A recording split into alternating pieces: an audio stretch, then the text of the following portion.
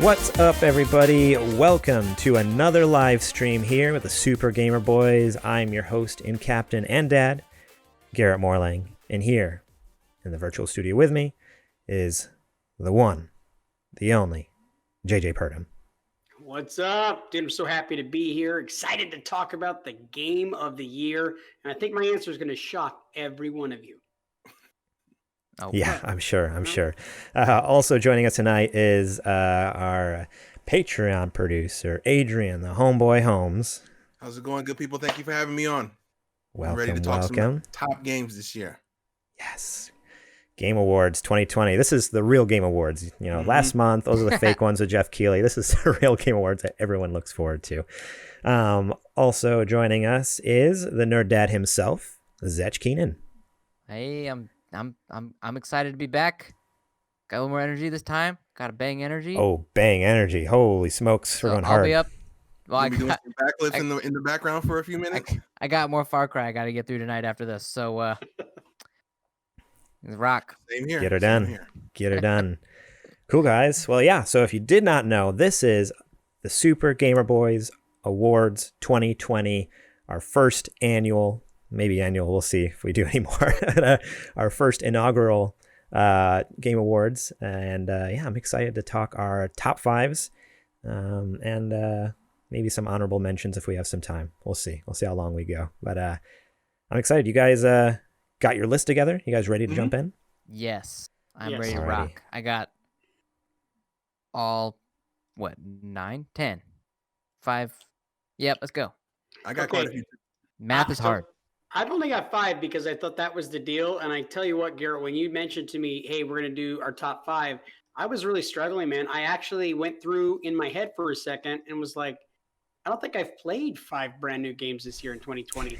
But actually, when I went through I actually played about 10. So I did fine, and I came up with 5 really great ones that I'm using as my top 5. Are we going to have to retire that joke, Garrett? It sounds like he finished some games. Oh, I didn't say finish. Okay, so see, this is okay. Yeah. I think we might have confused some stuff a second ago. Let me say I played about 10 brand new games this year. Okay, I'm right there with you. I didn't finish everything I'm going to talk about either, but still.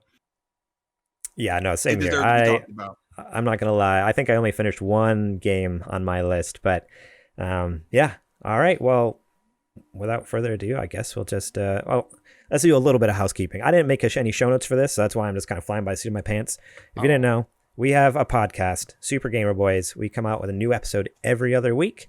And those off weeks when we're not doing a podcast episode, we usually try to stream. So actually this coming Monday is our normal night we would record the episode, but did one this week. So it'll be one of us playing games, probably me. I'm definitely jumping on there. I don't know if you guys will join me, but yeah, we play some games on stream. We do some shows on YouTube at supergamerboys.com/YouTube, or just go to supergamerboys.com, just our homepage, and it has all the places you can listen to us as well if you have your different podcast apps.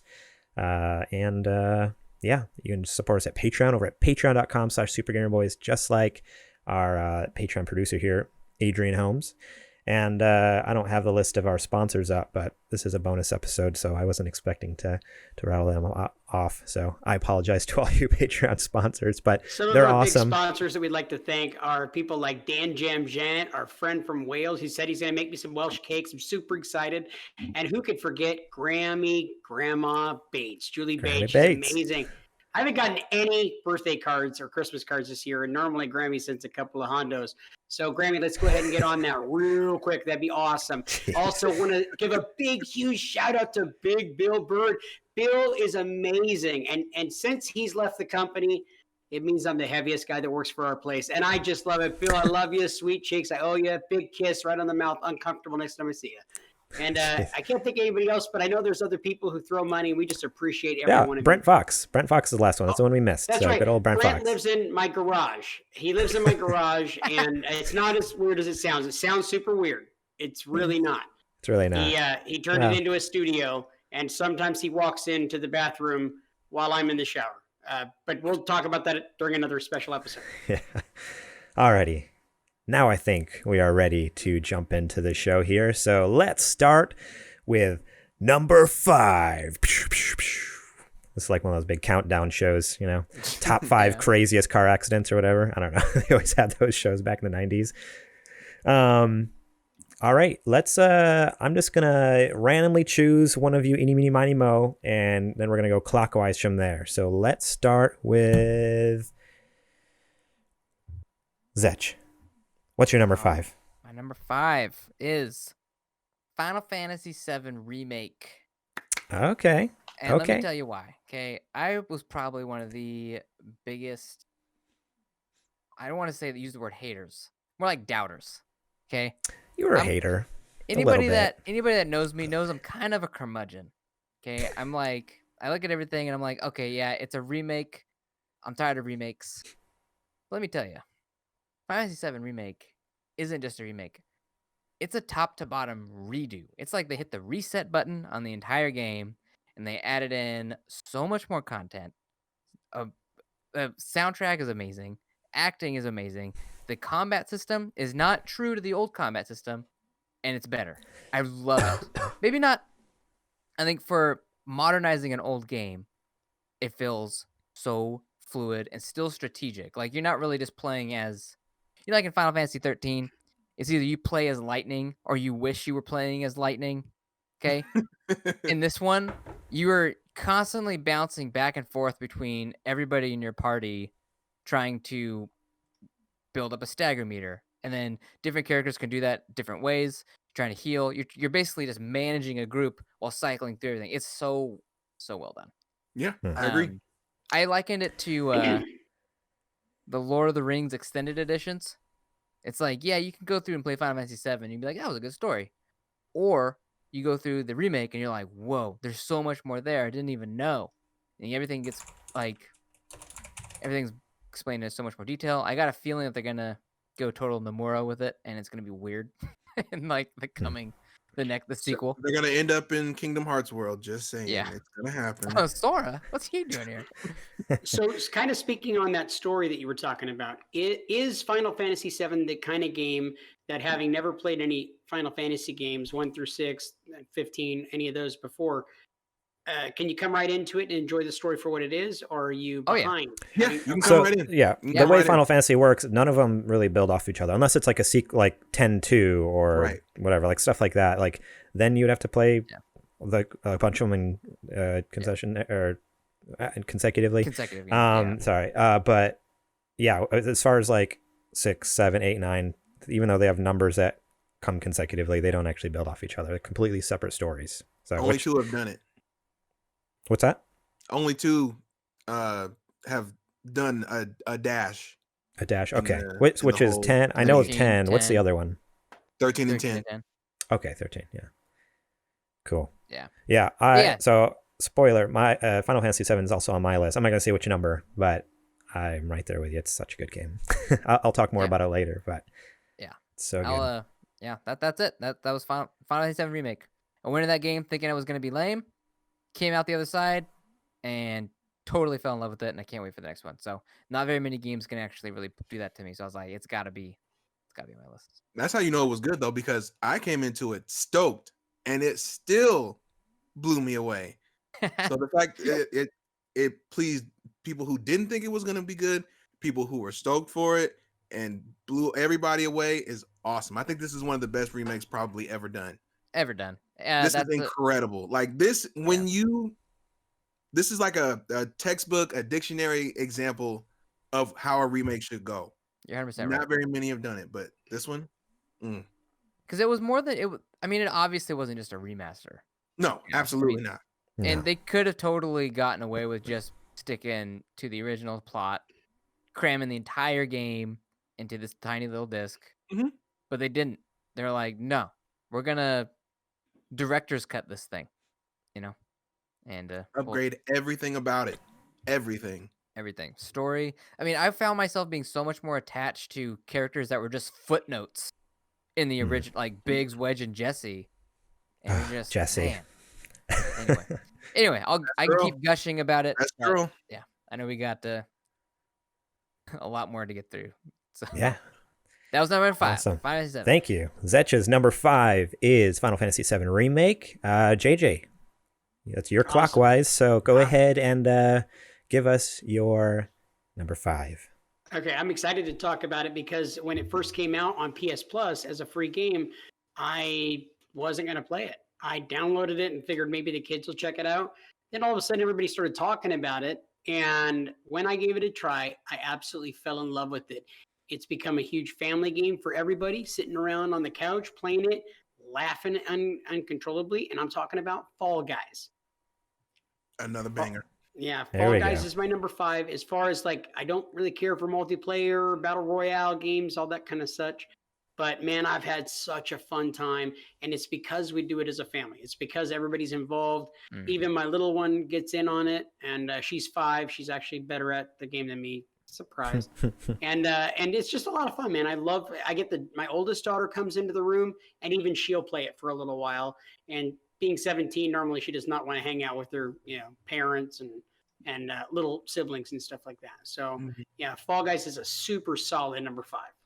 Dude, Fall Guys is so good. So it made it, for me, it's an honorable mention. I didn't make it in my top 5, but oh man, I had so much fun with that. I still have fun with it. Like once in a while I'll jump on and play with my buds, and yeah, just jumping in with a room and screwing around. When I first started, I mean, you guys remember from the show, the first couple times I played it, I got so frustrated. I got a little too intense, a little too competitive in it. I was like, you gotta be kidding me, like the physics, like what in the world? Oh man, I was losing my mind. I normally say I'm not a competitive person, but this year I've played, now this year is the year for Garrett of multiplayer games. Like I've never been a multiplayer person until this year, and I'm now realizing like, oh shoot, I am competitive. The reason I wasn't before is because I just didn't play competitive games. Now that I'm getting into them, holy cow. But I grew to love it once. Within yourself. Yeah, right. Once I learned though that, okay, no, this is just a game for screwing around, being dumb, like your old jelly beans bouncing off each other, like floating through the world. I had a blast. I really loved it. So it didn't make my list, but it was a close, like probably number 6. It was like right there. But yeah. Anything else to add for Fall Guys? Well, as far as like on my end, so the way that the game works is it's like a battle royale style game. If you've never played the game before, it was free on PS Plus a couple of months back. I don't know, which was a huge move. That was a huge move for them to do, like at launch. That's crazy. It really was. It's paid off big time. Super cartoony game that's got some pretty wonky physics to it, and essentially it's think like what are some of those challenge games like American Gladiators and stuff like that, where you're like jumping Wipeout, stuff like from that, platform to platform, and you've got like all these crazy Japanese game show type of things that are knocking you off the platform and you can't get up, and you've got to get around them, and it's you and a bunch of people all together in this battle royale style game fighting to get to the end of the finish line to move on to the next level. And yeah, you get pretty dang frustrated at times. And I found myself getting super heated where I'm like super mad at people trolling me on the game, which I've never experienced before, but where I legitimately, I don't know, you guys tell me if you had this, I legitimately had somebody who every time I was going to try to jump up onto this little shelving rack thing, they kept just coming over and knocking me off. And then I jumped to go and they come over and knock me off again. They did it dozens of times. And I'm like, what the hell is wrong with these people? Why don't they just leave me alone and like go jump up themselves? No, they were having fun watching the little fat guy with his little fat cartoon character and falling off. And I don't know, they probably couldn't hear me or see me, but man, I was doing George Costanza stuff at home, just getting, you little son of a, and it could have been a little kid. It could have been a small child. It could have grandma. been, it could have been me. It was probably me. More than likely is probably Garrett. Now, how many crowns have you guys all gotten? Because I'll confess, I have not yet won a game of Fall Guys. I've never won a crown. I've gotten 2. I got 6. Wow. 6. Okay. Nice. But I was, to be honest, I was playing in the kindergarten league, so I made sure that everybody playing was like 5 and 6 years old. So there you go. Don't judge me. Don't judge me. You weren't really a huge fan of it, right? You didn't really play too much, just a little bit, try it out. So I appreciate the game. I love that a lot of people love it, but yeah, it didn't do it for me. What about your kids, Zech? You have kids that are similar ages to my kids. I thought that they were kind of into it for a little bit. My kids enjoyed watching me play it, but it's not really. I'm not gonna let them play online. Yeah. On my PC. I only have okay. That makes sense. Cool.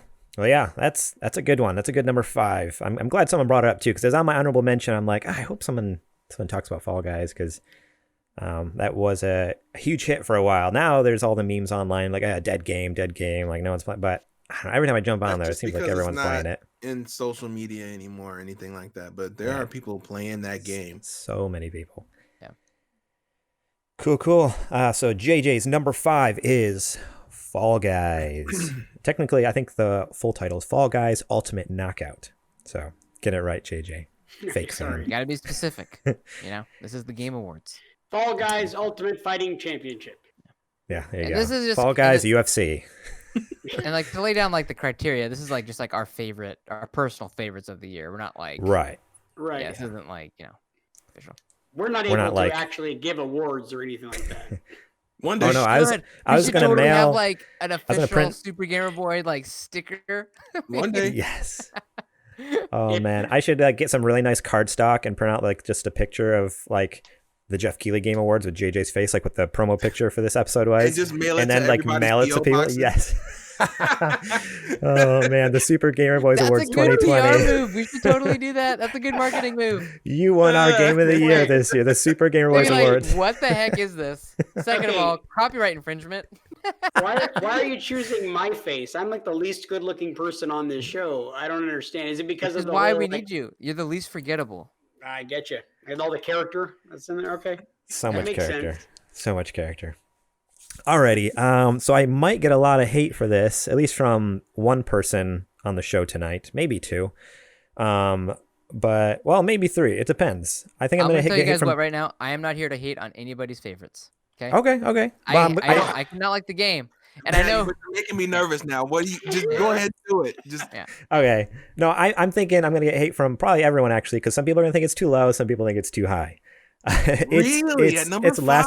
Last of Us Part 2. That's my number 5. I'm sorry, JJ. I'm sorry. I know Zech is probably thinking, why is it on his list? And JJ's thinking, why is it so low?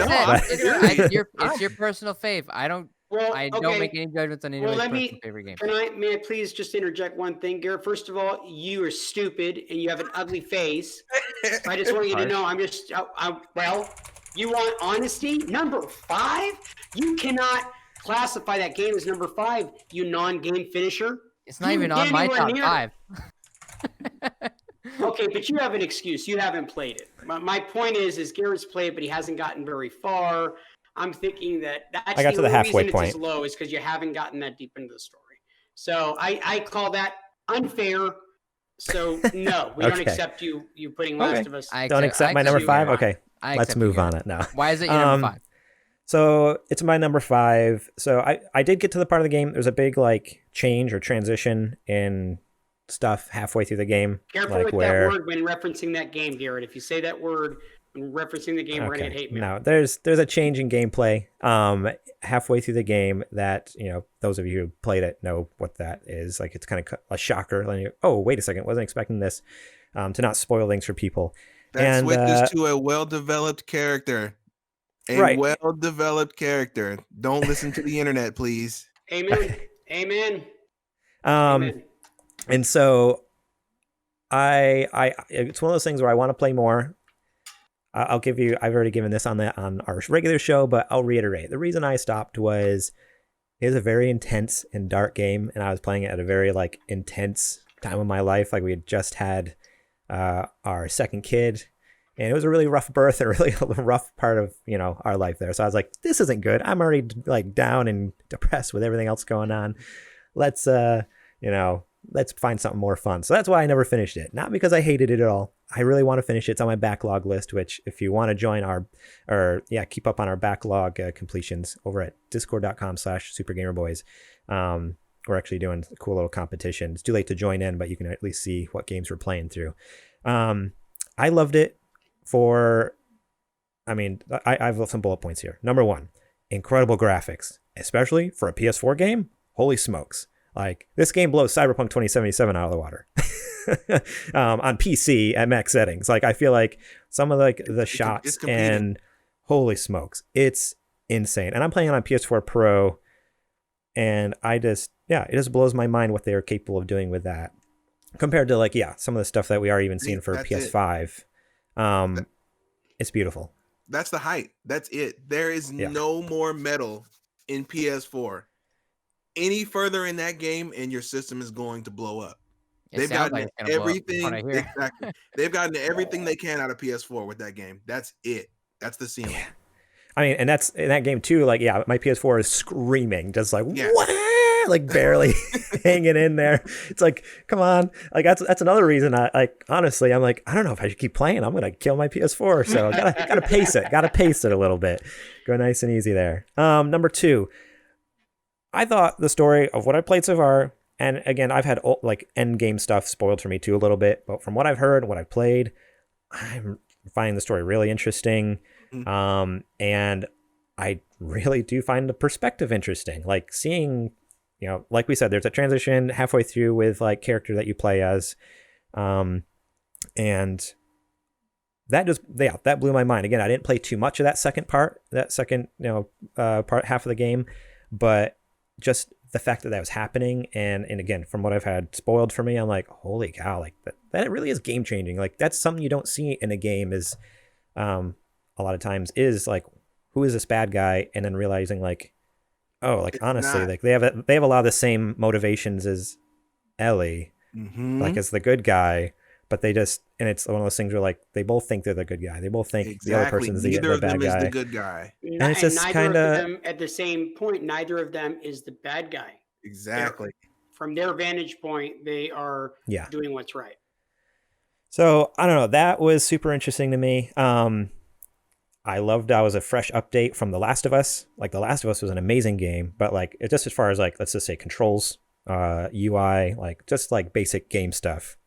So fresh feeling, very easy to get in, get out, do stuff, upgrades, crafting stuff on the fly. That was all like just so neat to see. I mean, and it would be expected, obviously. The game, it's 7 years later. It better be better. I called it the faux open world, the kind of fake open world that they have going on. I love some of those areas where it's just like, okay, do what you want. Like when you first get to Seattle, it's just like, go for it. And there's all these buildings to explore, and you can find cool upgrades for your weapons, all this, all the ammunition you'd ever need. I feel like I never ran out of ammo because, again, I was playing on an easier setting too because I'm a fake gamer. It was. No, you're just trying to play through the story. I get it. That's a game. Yeah, that's true too. Yeah. But it was just incredible. Right. Oh no, definitely not. Put it on that crushing or that hardest difficulty. It can be. No, thank you. And in hand with that, the open world, the environmental storytelling. You walk in a room and you're finding these cool notes and letters and whatever emails. Like it's just so cool because you're getting all this stuff in the world, and I don't know. That just fleshes the whole thing out so much more. There was a lot of that in the first game, but then get in the second game and hear about, oh wait, I've heard about that character, or to do. To pick up stuff earlier on and then later on maybe meet that person or whatever. Like they just do storytelling so well, both in the main story, but then also in, hey, this world is nuts. Here's what's going on, and making you really feel like it's a lived in world and not just a video game world. So those are my 5 reasons for why it's number 5. Again, I mean, I know that makes it sound really amazing, and it is, but yeah, it was number 5 for me. One of the best things about it is that it's done. So now Naughty Dog can go ahead because they have no excuse. They can go ahead and make Jak 4, please. Let's do it. Let's do it. Let's go. Bring it. You got the tech. You got the engine. Let's do it. Take a break from the series. We'll have to put that on another episode because I got thoughts on that. Really? Okay, I don't want to suck up any of this time talking about. Yeah. Cool. All right. Cool. Adrian, give us your number 5. My number 5 is. And it's probably not a shocker, is Mario Kart Live Home Circuit. Yeah, I forgot about that. Dude. I think that game is phenomenal. It's some of the best use of AR I think a game has used yet. For anybody who's not aware, Mario Kart Live Circuit, it takes the game of Mario Kart and puts it into any real life setting that you have. So if you have like a dining room or any kind of open space, you can essentially create your own Mario Kart Cup in that space. You can design your track however you want to do it. It comes with little RC cars that are modeled after the Mario Karts. But the trick of it is you're not watching the cart when you play. It takes the data from the cart and it puts a Mario Kart model over the actual cart on the footage. It has a camera on the top of the cart so you can see where you're going. So it essentially turns it into a Mario Kart that uses your space as a track. And the AR is cool. It's so well done, because when you look at the cart, it's doing like this. It seems like it's just going this fast. But when you look at the game, you feel like you're going 150 miles an hour. It's so cool. You can use items. You get spun out when you get hit with items.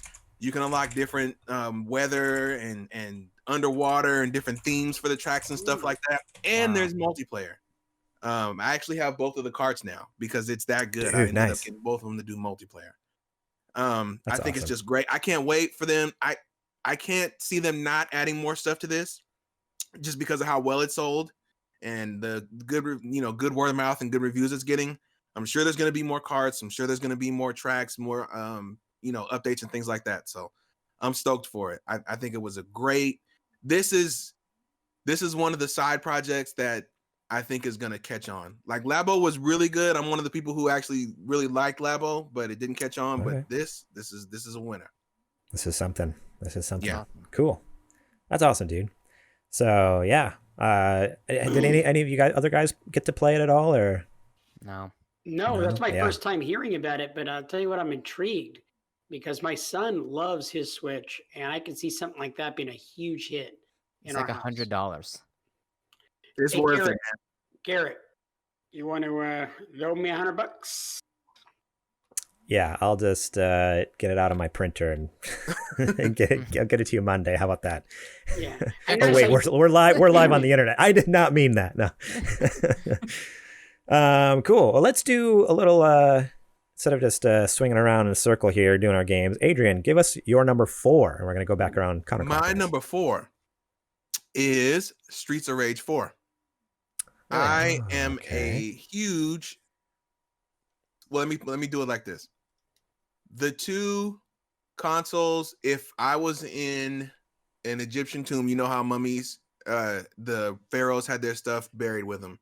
I'd have a Super Nintendo and a Sega Genesis buried with me in my tomb. So I'm a huge Streets of Rage fan, and Streets of Rage 4 is everything I wanted in a sequel. It's bigger, it's more bombastic. The art style and animation are incredible. I watched a hour-long video of how they developed. I think it was Digital Foundry that did a report on it about how they did all the lighting systems and things like that, and how they created the engine to be pixel perfect so it played just like 1, 2, and 3. And they even had the original composer from those games come and make a couple of tracks for it. It's really well done. The multiplayer is just as good as ever. The story is exactly what you would expect from Streets of Rage, taking place. I think it's like, I don't know how many years later, but everybody's older and there's different characters now. It's superb. So if you like beat 'em ups, this is the beat 'em up. This is the beat 'em up of the year. And there was a good couple of beat 'em ups that came out last year. So, dang. What consoles is that on? Sorry, you might have already said, but pretty much everything. Okay, I believe PC, PS4, Xbox, Switch. Is it on Game Pass? Pretty sure it is on Game Pass. Zech? Okay. So if you have an Xbox, you have no excuse. Well, I don't, so that's my excuse. Unless is it on PC Game Pass? If it's on PC Game Pass, I guess I can play it. I think it is. I remember seeing it on there. I don't know. Okay. You saw it on there, you said? Yeah. Oh, well, there you go, Garrett. Games cycle in and out on PC, I think, more regularly than console. Yeah. So I don't like that. Yeah, every couple weeks, not even, sometimes more often even. But I'll get a notification like, oh, these 4 or 5 games are leaving. I'm like, wait, I want to try that one. It's only like $20. That's true. Okay. So yeah, that's neat. That's cool. Mm-hmm. I I don't think I've ever played a Streets of... No, I take that back. I've played a Streets of Rage. I just don't know which one. Was there like arcade cabinets of Streets of Rage? Is that a thing? Yeah. I think that's where I've played it. Is like, at the pizza shop or at the arcade at the mall or something, like back in the day, like playing Streets of Rage. I don't think I ever played a console version. But also a good one. Double Dragon Kid. Final Fight, also a good one. Final Fight. Yeah, Final Fight. Nice. Anything else to add there, Adrian, for your number 4? Nope. My number 4 is a good number 4. Number 4, Streets of Rage 4. Sweet. So my number 4 is, I guess I should bring up my list, huh? I'm just staring at the chat.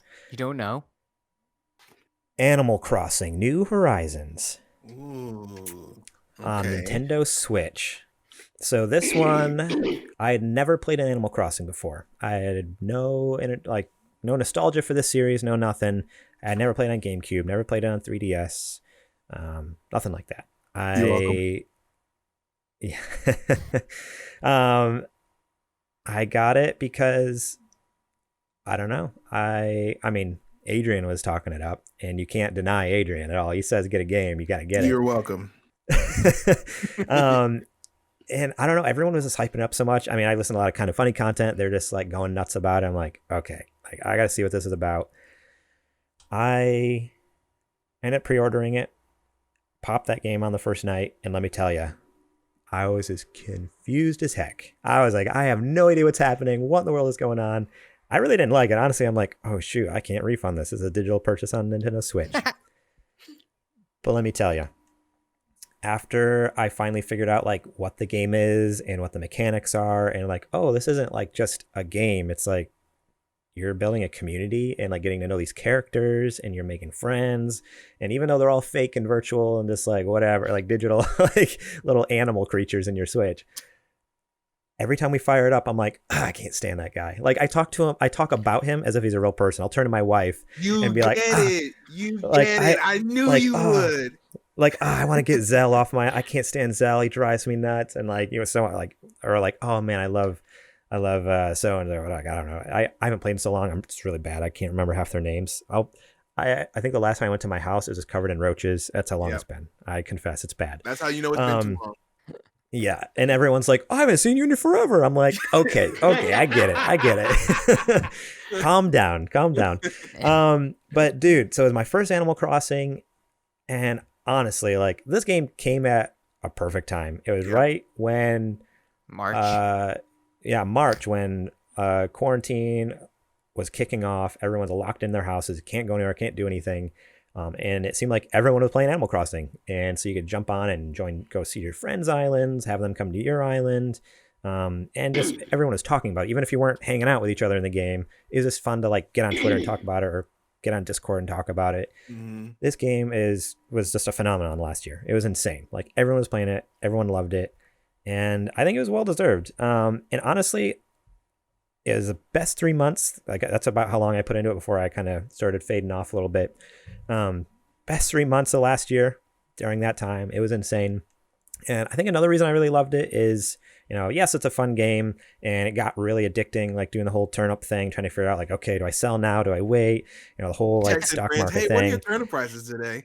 Oh, there towards the end, that's what I was doing at the beginning. Towards the end, I was getting a little maybe naughty. I don't know if it's frowned upon, but jumping on Twitter and just doing the hashtag stock market and like going to random people's islands. I don't even know, just to get like the $500 turnip price. Oh man, I was rich. I was swimming in it.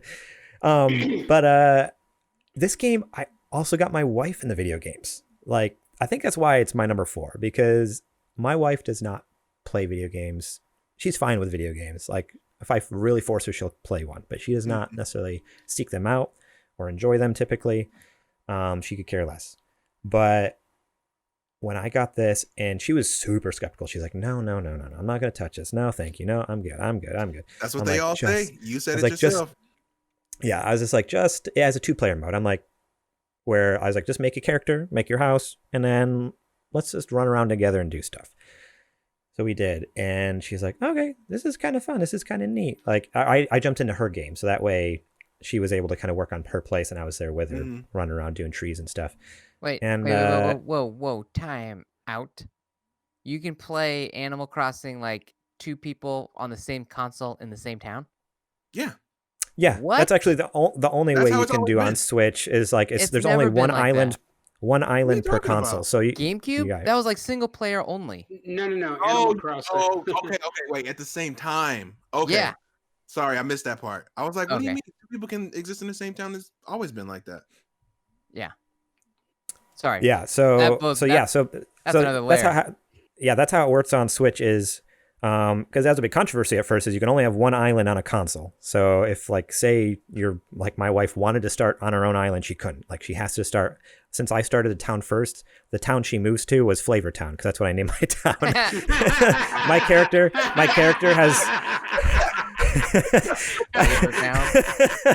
my character has bleach blonde, spiky hair, wearing the flame, button up shirt. I was Guy Fieri, man. I was 100% Guy Fieri. I was loving it. I was role playing as Guy Fieri in Flavor Town. Come to my island. It's a blast. So she was kind of forced to join Flavor Town, build her little house there in my community technically, but then it became like our community. And then it got to the point where she was playing more than me and she was really enjoying it. And then some of her friends, like their husbands had Switches and they started getting into it and she was playing with them. So for me, like that's what makes it number 4 is like, it was a blast for me. And to see my wife just thrive in it too and love it. And finally like, oh, video games are cool. Like that was really neat for me. So That's rad. Animal Crossing New Horizons, number 4 for me. Yeah, that's actually a really great number 4. That game, we just recently got that for my son Lee for Christmas. That was his big Christmas gift. He had been asking for it all year. And the reason that I wanted to talk about it real quick was only because 2 or 3 days after Christmas, he came to me with the game and he had it in his hands and I said, "Do you like the game?" And he's like, "Oh, it's the best." What did it take you so long?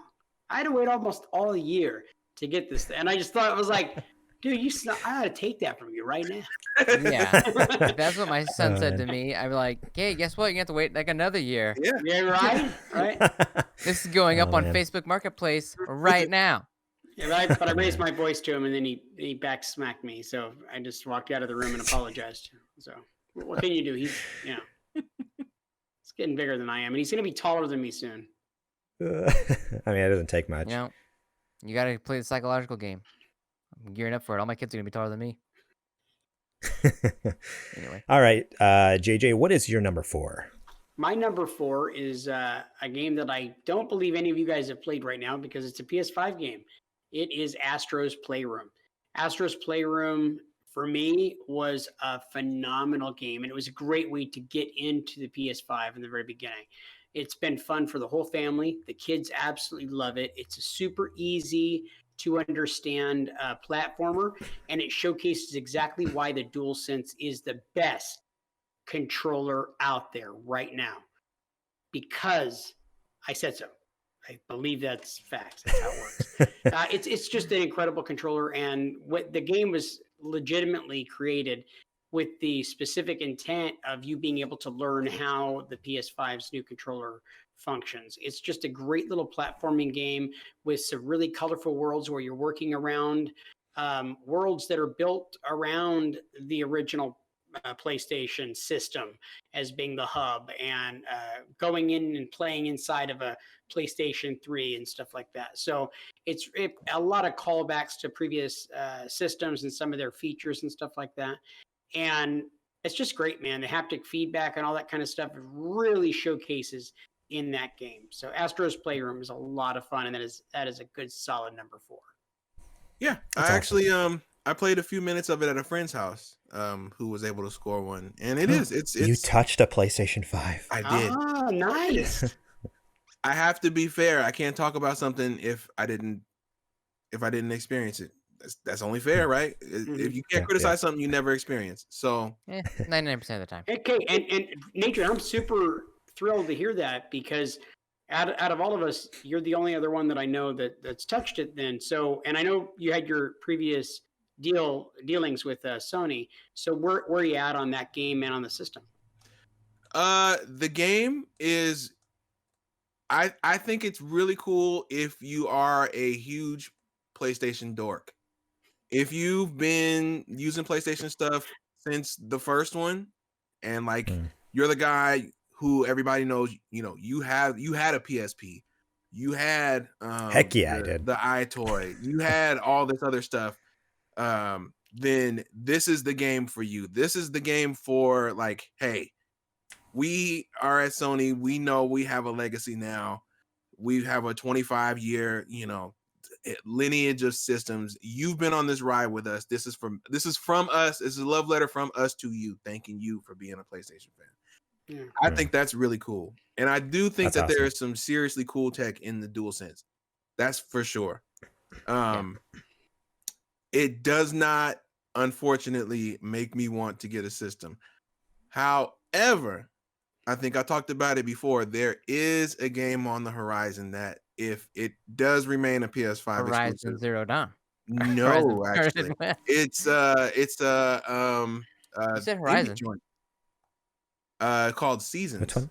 And it was in the yes. It was in the one of the previews. I can't remember which one, but it has an art style that I look like it looks like one that I've been waiting for years. Like, I've had a dream in that kind of art style before, and I'm like, oh my God, they nailed it. They did it.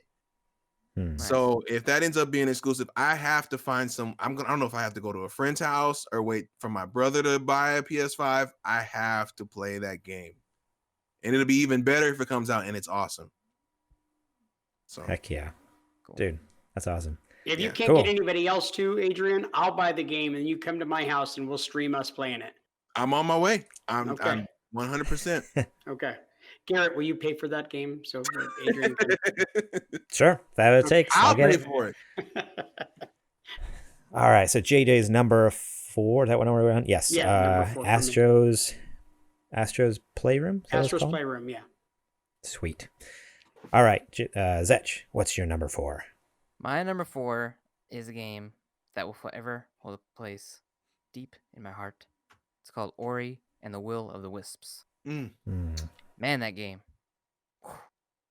So I remember playing through Blind Forest, right? Or in the Blind Forest, and I was like, wow. That was one of the funnest platformers I've ever played, with so much heart and emotion and all the sprites. How can anybody ever top that? And then they came back and made Will of the Wisps, and I was like, wow, even better. They had a little bit more of a darker tone, but just everything about that game, the fluidity in the combat and the traversal, the storytelling, it was just a work of art through and through. The soundtrack, the art style. I went back and played on Series X with the upgraded graphics. I was just about to ask if you did. Yeah, it was literally like the first game I played on there when I got it. That's awesome. And partially that was due to the fact that it's such a more lighter weight file size. So I was like, I'll get that one downloaded while everything else is downloading. But yeah, absolutely perfect. Like, they really kind of, and I don't want to spoil the story for anyone. I just remember by the time I finished it, I was like, wow, what are they gonna do next? Because this feels kind of finite, and it's just beautiful, man. The beautiful storytelling as far as like the relationship goes between Ori and Q, and which is like the little owl, like a little sister owl, and him trying to help her, find her, and like just like that type of love was the kind of like the main theme. It was beautiful. Everything about that game was beautiful. Dude. Perfect. That's perfect awesome. 10 in my opinion. Rad. I'm glad you enjoyed it that much. I got most of the achievements on it. I think I didn't get some of them. I think I missed like 4. Something like that. You're going to try to, I guess you went platinum, but are you going to try to 100% or 1,000? No, the achievements were pretty ridiculous. Like, get through the game without touching any toxic water. And beat the game on, super hard. I'm like, yeah, no thanks. No thanks. Yeah. I mean, I love the game a lot, but not. You'll end up hating it. Yeah. So that's what you don't want to ruin it. Don't want to ruin it. Yeah. Anyway, that's my number 4. Cool. That's awesome. All right. Number 4 for Zech was Ori and the Will of the Wisp, and now for Zech's number 3. Okay, so my number 3 slot was a really tough decision. because my number 3 and my number 2 I love quite a lot. My number 1 is a pretty obvious one, which we'll get to later, and everybody kind of already knows. But anybody that follows our show regularly or follows our Discord channel knows. But number 3 and number 2 is really tough, and I ended up settling on Doom Eternal. Okay. Doom Eternal is my number 3. Doom 1 blew me away. Doom Eternal, I feel like a lot of sequels end up being kind of so-so, right? And kind of same thing with movies. You're like, oh, okay, yeah, the second one was like the first one was the better one of the two, but Doom Eternal dropped, and it was far and away better than the first one. And the first one was one of my all-time favorite shooters ever made, hands down. So Doom Eternal, what really sold me on it was the environmental puzzle solving. Because if anybody that's played Doom knows that the game is just relentlessly destroying everything in your path. Just really bombastic, just like tons of high adrenaline, fast, frenetic action.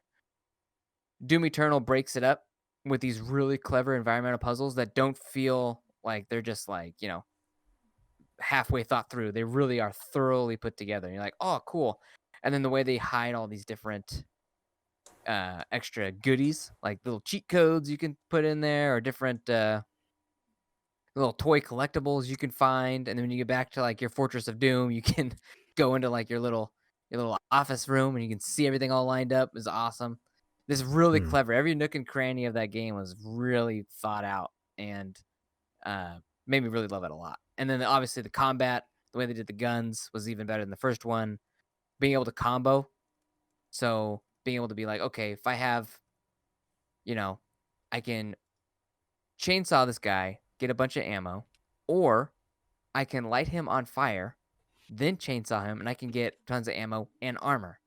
And then you're like, okay, or I can freeze him, torch him, saw him up, and then just like work.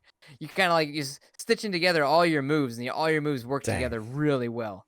So that game was just awesome. And then obviously the soundtrack was just, you can just listen to that while you're plugging away at work. Just, Does anybody else find it interesting that Zech is like the most passive guy? He's like such a pacifist and like not a fighter, and he's such a diminutive, small little man. Yet you spoke with so much joy right now about cutting people up and burning them alive and all that kind of stuff. Like, isn't that what we all are doing in our video games? I don't know. You kind of described it. You kind of described it. Dang, touche. You kind of described it in a way that was like, it's pronounced touchy. You cut their bodies all up and and you like put them on fire and then like at the same time you're like, oh no, slow down. There's a cat in the road. So I don't know. It just you're an enigma. I would not slow down for a cat. Dog, I'd slow down. Don't say that. You can't say that online. Okay. The girls can use the left. You learn something new every day. That cat's gonna learn a lesson the hard way. They got 9 lives. Lights going down the street, don't stop. That's what it's gonna learn. Anyway, Doom Eternal. I appreciate you trying to compliment me though, JJ. It's very nice of you, man. You obviously need to hang out with me a little more. I would love that. I think that Amanda would probably come to the point where she has to ask me politely to leave. But yeah. Yeah, man. No, Doom Eternal. Don't sleep on that game. It's on Game Pass right now, and JJ was talking to us a little bit about the before the show, wanting to know if he needs to play the first one before he plays the second one. I highly recommend you do play the first one, just because it gives you a foundation to start on, like the world, and then Doom Eternal really fleshes it out. Like, I don't really. The story is good. Some people are probably gonna like the story a lot more than I. I wouldn't say I hated the story. I just would say that the story wasn't like the centerpiece of the game. If that makes sense. But you definitely, the story in this one is kind of like, oh well, now that you know who the Doomslayer is, let's give you some history, and you're like, oh, okay, cool, that's pretty awesome. So, anyway, check it out, Doom Eternal, number 4. Nice. Number 3, Doom Eternal, right? That was his 3. Number 3. Oh, sorry, number 3. Number 3. Number 3. Okay, JJ, number 3. Okay, number 3, and apropos because it has 3 in the title. So I forgot that this came out this year, as a matter of fact. It was the beginning of the year, and it's the game for me that started all of my love, is the original in the collection for PlayStation. It's Resident Evil 3. Resident Evil 3. Okay. Yeah, so here's why. Totally forgot that came out this year. Yeah, so that it actually, I had a lot of fun with that game. Huge fan of 2. 2 last year or whatever year it came out. Yeah, last year before. When 2 came out, 2 was my game of the year. 3, the story was not as good, and it was a shorter game. It wasn't quite as long, but I had a lot of fun with that game. The game, it's totally different. Whereas 2 was extremely scary, 3 was more kind of like a thriller. Yeah, it was more of a thriller, and but still enjoyable. Action, kind of. And I was able to finish it, so I was I'm proud of myself. I'm just saying. Now, JJ, have you played the originals? I played 1, 2, and 3. I never played 4, but I played 1, 2, and 3, and those games were a lot of fun. I did try to play 4 recently, and it was one of those, it's been Not aged well. overdone, and the controls are horrible, like those old tank controls. And for me, it was unplayable. And I only went to go try to play 4 because everybody was going on and on about it, how great it was. And 4 is the best, the masterpiece. I didn't get very far in it. I kind of gave up pretty quick. But my memories in high school of playing 1, 2, and maybe like early adulthood playing like 3 Nemesis, I really enjoyed. And I think that came out on the PS2. I don't really remember. It might have been PS1. But it came out. The first 3 was PS1. Were they all PS1? Number 4 was 2. Okay. I just don't recall. Yeah, so that would have been high school years for me then when all that stuff came out. And I remember playing with my brother. And when I first played Resident Evil, it was the first PlayStation game that we played. And I saw it at my brother's house in Livermore. I had an older brother who got a PlayStation. So you guys got to check this out. And I remember being so terrified by Resident Evil, the original. Like it scared, and I was in high school, but it was such an amazing game. It's so unlike anything else. It doesn't age well if you go to try to play it. But it's still a great game. Good, the story is great. Mm-hmm. And 2 and 3, Resident Evil 2 and 2 came out, absolutely amazing. The remake, I mean, unbelievably great. Like everything, the visuals, the fear, the way they used light, and not being able to keep your gun steadily on your target and moving around and everything. Mm-hmm. It was just so freaky scary and so gory and bloody, and I just loved that game. 3 was good, not quite as good as 2, but it was still a good game. And I actually was really shocked that it came out this year because it just been such a long year, Yeah. Yeah, I totally forgot that was just last year. Last year. It's insane. But yeah, I had a lot of fun with that game as well. But it's not anywhere even on my honorable mentions because, I don't know. Resident Evil 2 prior year was so good, and 3 was just like, oh, that was fine for me. But still, they did an amazing job with the remake. They're like just as far as like fidelity goes, like graphically, like holy cow, like the focus wasn't for making 3. It was they took like half the team and made that stupid multiplayer thing, tag add-on that nobody played. I haven't heard anybody talk about it since it came out. It's just kind of a bummer because it actually would be really fun, but it was just like you could have took these people and used them as resources to flesh out 3, but they tried to make a buck. 7 style. But they tried to make a buck and it blew up on them. Well, at least the multiplayer was just like an extra add-on. Like wasn't. Yeah. But it's like I said, it is, and it's not required, but it's just resources that could have been put into the main game that could have polished it up a little more. Yeah, expanded it a little bit. Yeah, how long Resident Evil 3. That's a good number 3. We're at an hour now, so let me see here. Number 3 for me is Hades. 3. So Hades, I had this. I've been playing on Switch. And holy cow, let me tell you, this game, gorgeous art style. So was it Supergiant? That's the people who make it. One of the best in the biz. Okay, I always want to make sure I get that right. Supergiant. I had only played a teeny tiny bit of Bastion about like 2 weeks before I got Hades. Basically, they were on sale for like $2 or $3. I'm like, okay, so I got Bastion and I got Transistor because they're both like a couple bucks on Switch. And thank you to Adrian, always tweeting about it. And I enjoyed those. And I was like, okay, Bastion, like what the first few hours I played, I'm like, okay, this is neat. Like, I don't know, an hour and a half, 2 hours, because I was playing them on a plane. And I was like, okay, I'm going to check out Hades, because everyone's raving about Hades. And it's a little bit newer game. So I'm like, I'm going to jump in that, see what this is all about. Holy cow. Yeah. Art style. So cool. All their games have so much style. Like, it's over the top. Kind of so the same neat. art style in all of them, but it looks good. It's the same art director. Yeah. I would say it's a little. It's evolved different, at least in Hades. It's more vibrant, but I mean, like the style is. They all feel like they can exist in. You can tell right away from a mile away that it's a Supergiant game. Yeah, and that's the most important thing. I guess that's true. Yeah, the way the sprites are designed, all look the same. Yeah, I love the character design in Hades. I guess that's more what it is. Like, it doesn't necessarily look different than the other games, but holy cow, like all the gods and goddesses and stuff like that. Like, oh man, they're just, every one of them is so cool. I love the soundtrack. I'll slap that on Spotify and just listen to that. So good.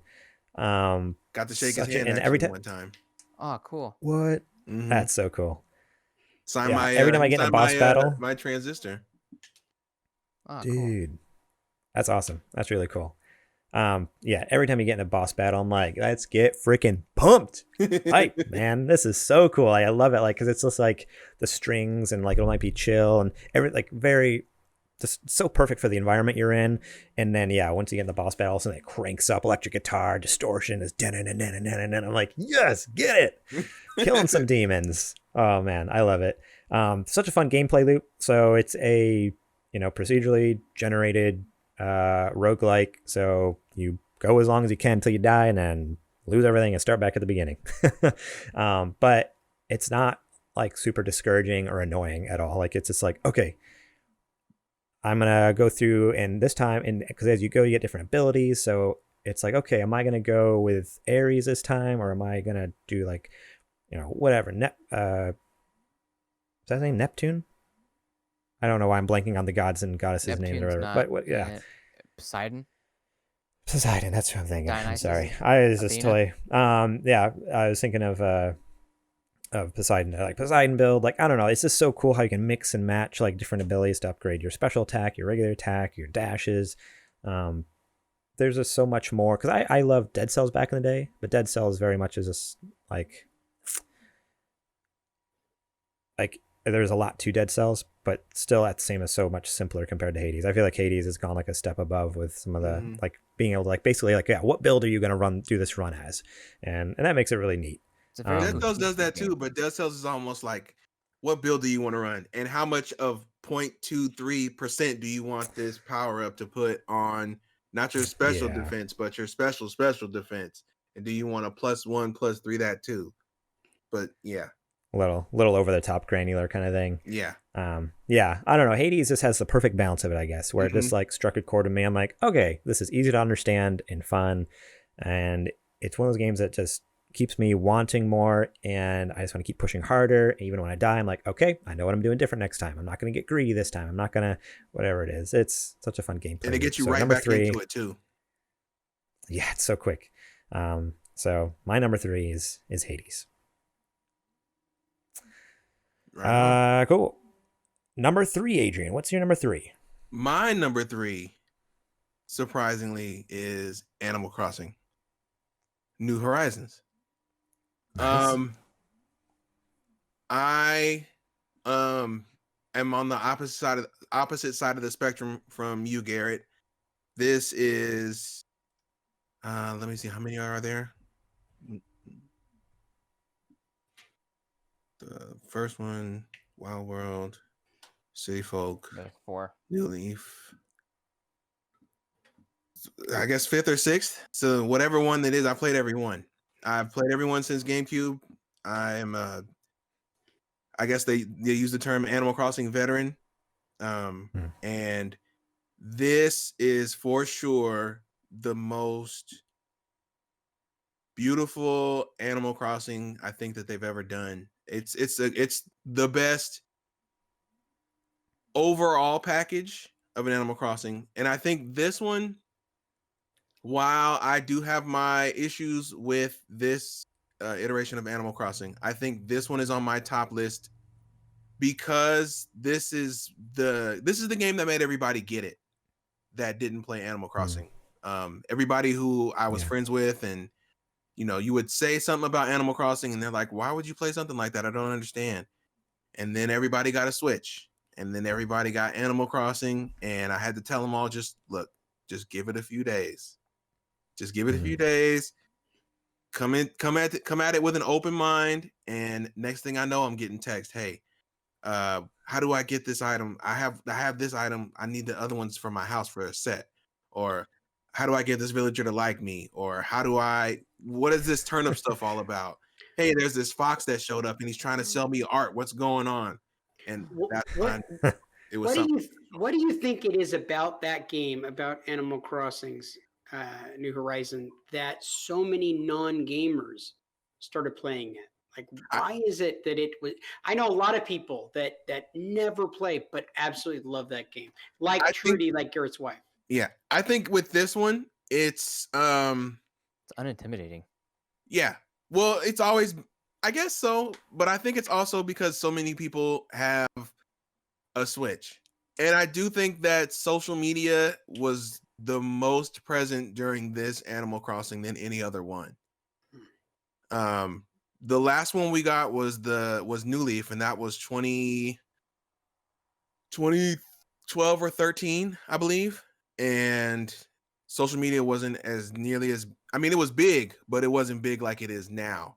I think the multiplayer aspect also had a lot to do with it too. Where you can be like, oh, just jump into somebody's island. Because and also because it was 4 players before, but now it's 8 people now, so you can have much bigger circles. Yeah. It's much easier to communicate with your friends, and I think everybody has access to a Switch. I think that really, really helped. And word of mouth and people just being online, and it got so big. There were celebrities tweeting about it. I can't remember what band it was, but they were talking about, in their concert, they were like, "Hey, you guys playing Animal Crossing?" And everybody in the crowd was like, "It's Kiss." Well, like Gary Whitta, like Gary Whitta with his Animal Talking, and he has like Danny Trejo on there who does shows off his island, and every week he has like special guests, musicians and actors and actresses and celebrities who play the game, and they come and they do a talk show in his basement in Animal Crossing, like in his Animal Crossing house basement. Right. They do a whole hour and a half long talk. It's like so bizarre and such a crazy phenomenon. Yeah, it's so cool. This is on my list because it made everybody understand the potential of why Animal Crossing is so cool. It is not my favorite Animal Crossing, but I do think it overall is the best one so far. So that's my number 3. Interesting. Alrighty. We're on to number 2. Adrian, what is your number 2? My number 2, okay, going back around, is Spiritfarer. Oh yeah. Spiritfarer is, I am trying hard to find the words other than phenomenal. I think it's I don't know how to explain it without kind of giving it away. It deals with the concept of letting things go, letting people go, helping people find peace within themselves. It's kind of like how when they talk about ghosts have unfinished business, it's kind of like that, but in the least malicious way. It's just helping people come to terms with whatever issues that they had before they can go ahead and pass on. And you get to spend time with these people, with these spirits, and you get to know them, and you get to know what makes them tick. Sometimes you get to see their trauma. Sometimes they end up helping you out. And at the same time, you're building up your ferry that you use to take them, on to where they need to go. So it's kind of like a little house building sim, but it's really about the relationships with the spirits that you encounter. They are some of the most well-written. I cannot tell you how many times this game got me choked up when I had to say goodbye to different spirits that I had known for so long, and I didn't really want to say goodbye to him, but I knew I was doing my job. I helped him, cross over. That's cool. That's awesome. I It's started it, but I haven't gotten more than that. If anything, I would say you go for it. Give it a good college try, because once you start going and once you start talking to the spirits, that's when it really kicks in. As far as also the art style is incredible. I think a lot of it is hand-drawn animation, and it definitely shows. It's just a top tier. I loved every moment of playing it, and I think everybody should. It's just good.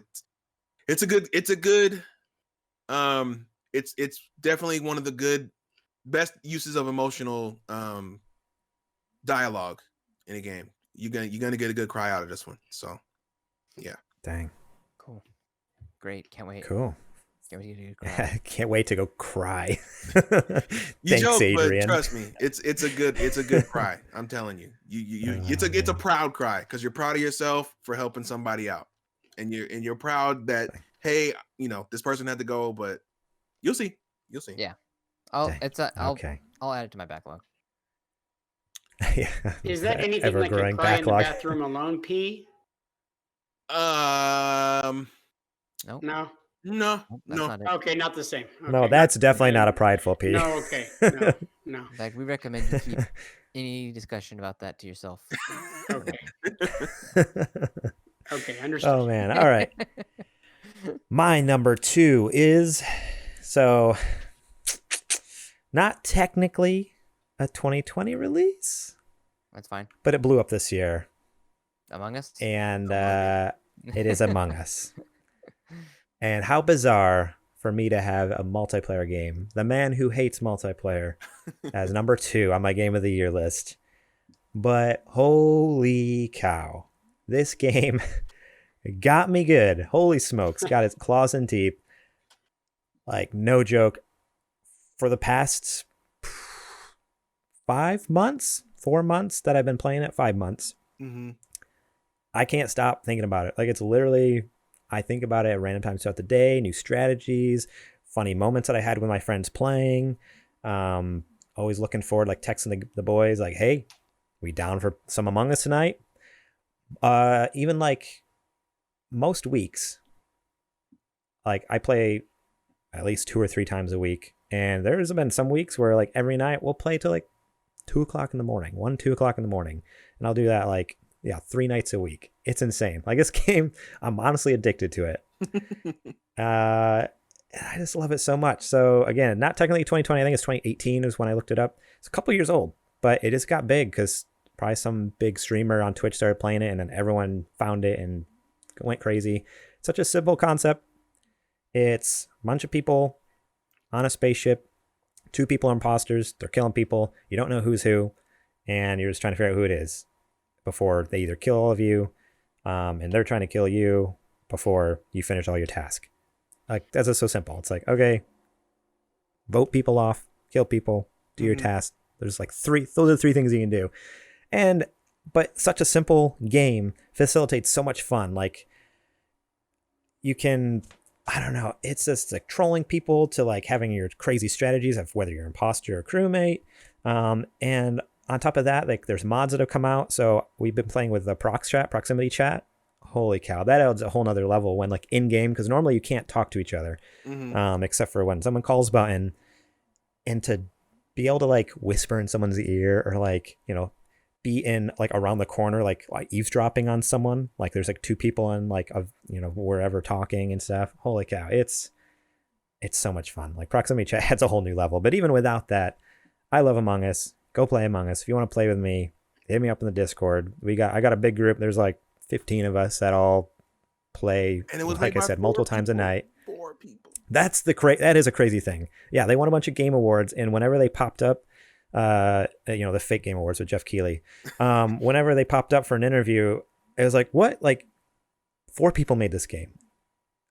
Like, I don't know. It just blows my mind. Planet right now, it's 4. The biggest game on the planet. It's just 4 people. So cool, so awesome, such a fun little game, and everyone needs to go play it. It's free on mobile, and it's like $4 or $5 on Steam. So go get it. And Switch. It just came out on Switch and Xbox, I think. It's on Switch. Yeah. Yeah, it's on Game Pass on Xbox. Yep. So you have no reason why not. You shouldn't go get it. That game is taking over my house. Among Us, like everybody plays that game. They're all on the phones. Lee actually bought a copy on the Switch, and he likes it better on the Switch. And so they all play it, and they actually call and play with one of my coworkers' kids almost every night, and they play Among Us together. And so, yeah, I just hear that sound, that telltale sound of, like the little bell thing or whatever. Dun, dun, dun. Yeah, I hear that in the beginning. I hear it every night, and sometimes when the game is over, hours later, and it still just keeps ringing in my ears. Just in your dreams. Over and over again, I hear that. So, okay. And then I hear my 5-year-old scream, "I'm the imposter!" And I'm like, "You're not supposed to tell everybody that. keep it down." All right, JJ, what's your number 2? My number 2 is the other PS5 game that I've played. That's going to be Spider-Man, Miles Morales. It's a very strong number 2. And it's because visually it's incredible. The story is actually really, really good.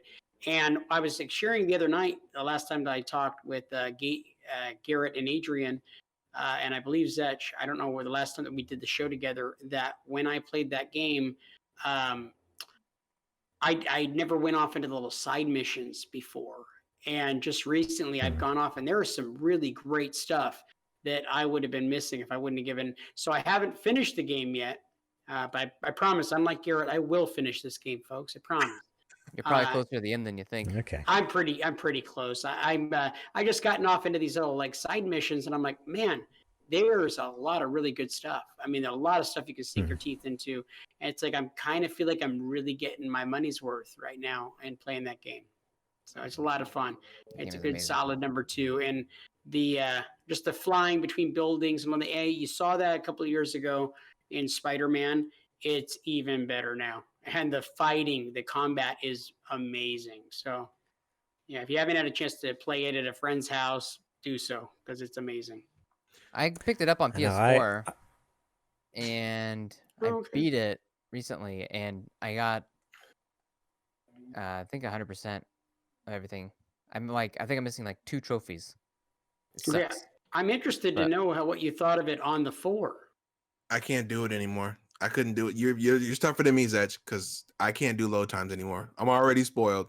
It's super quick. It's super quick on the 4. Really? I'm not even kidding. Like the load times in this game on the 4, is so fast. The PS5 is like almost immediate.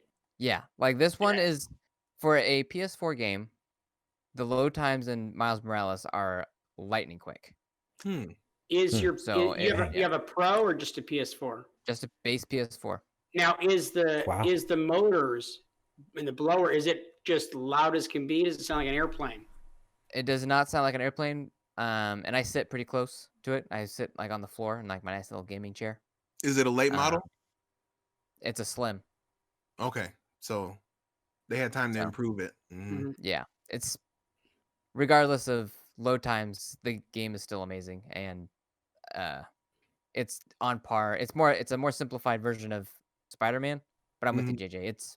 It made my honorable mentions. It didn't make my top 5, but it's a very, very, very solid game. Now, had you waited and played it on a 5, do you think it would have eked into your top 5, or do you think the content of the game alone is just not top 5 list? For me personally, there was more clever stuff that kind of came out this year. I think. So it wouldn't have made my top 5, even if with the improved graphics and the haptics and everything. Okay. But it's still an amazing game, and I highly recommend everybody play it. Especially since it explores Miles Morales' character, and they really own it. Yeah. It didn't feel like a copycat. It didn't feel like a repeat. They really owned it. There's a lot more. Even like you have like some rappers kind of like drop-in tracks in it, and so like it really just adds to like the texture of the Spider-Man universe that you're playing in. It's perfect. It's really good. Yeah, it doesn't feel like a Peter game. Exactly, not at all, not in the slightest. No. And what's his name? Najee. The guy that plays the voice of Spider-Man, Miles Morales, is top notch. All the acting is top notch. The end, it's just a good game. Yeah. Story. I was gonna say, don't do it. Don't do it. Don't do it. Through and through. It's a good game. I got worried. Like my heart sank a little bit right now. I was kind of worried you're gonna jack that. Through and through. This is start to finish. You complete it like, man, that was a good game. So I'm gonna say, JJ, good pick. I'm happy it made somebody's top 5. Good pick. Good pick. Let's see. Are we on to Zech for his number 2? Yes. Yes. After I just got done talking about JJ's top 2, we're gonna talk about my top 2. Yeah. So my top 2 is Ghost of Tsushima. Solid. Yes. Solid. Ghost of Tsushima, probably one of the how do I put it this is a tried and true open world game formula, but they did it the best anybody probably could have done it. Especially with a new IP, introducing new characters and a new world, exploring that world, really sticking to what felt like a really organic Japan, a good villain. What I loved most about it was the fact that I feel like there's so many games and so many stories, so many movies and TV shows where the hero is kind of got like an anti-hero or like some sort of dark past, or like the storyline is a little dark and gritty and it's not supposed to be happy. The hero in this is a truly virtuous human that genuinely just wants to do right for the sake of doing right, not because he's forced to, not because he's going to get something out of it, but you really kind of see him as a symbol of hope for the people in Tsushima, and that kind of drives your motivations to go out and complete all the side quests, to go out and really help all these extra people.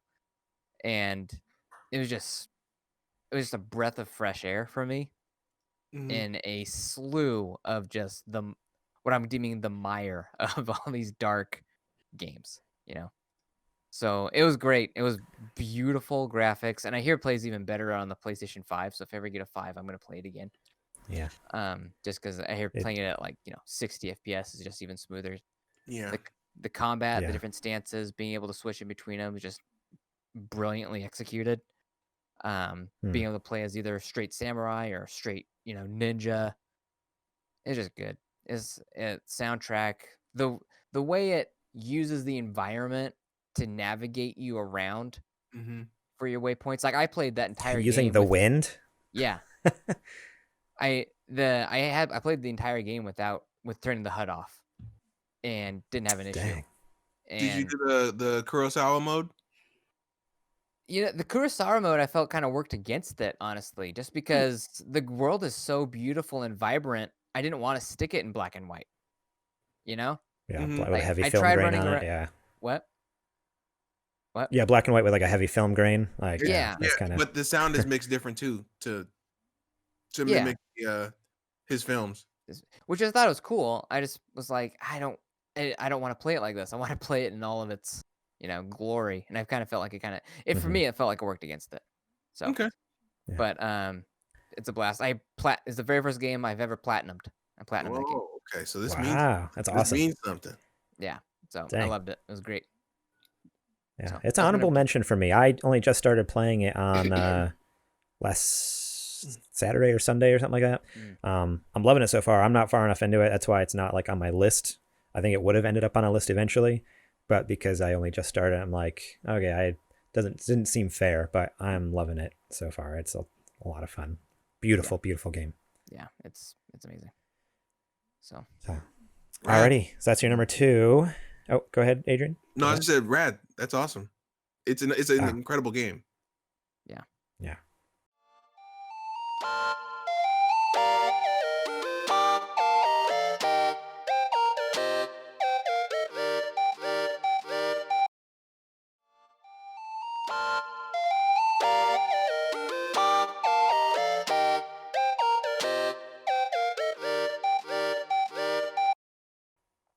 For sure. Alrighty.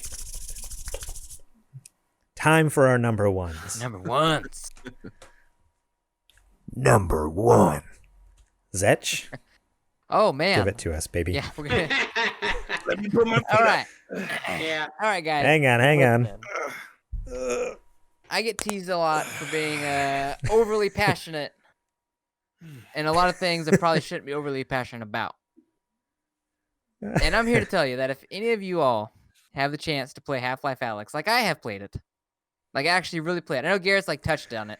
He hasn't even gotten to the good parts. Right. How much have you finished? I am about halfway through. Okay. That says something. Yeah, it says a lot. Yeah. If it I'm just ragging on you. I knew that answer because you told us the other night, but yeah. Yeah. No, that's amazing actually. So, Half-Life Alyx. Okay. I'm gonna try to simplify this because I can literally go on for another hour about why this game is great. Well, you think I got my feet up? We have about 15 minutes. Okay, so for all of us to give our number one. This is the most unique video game experience you will ever play in today's modern day gaming.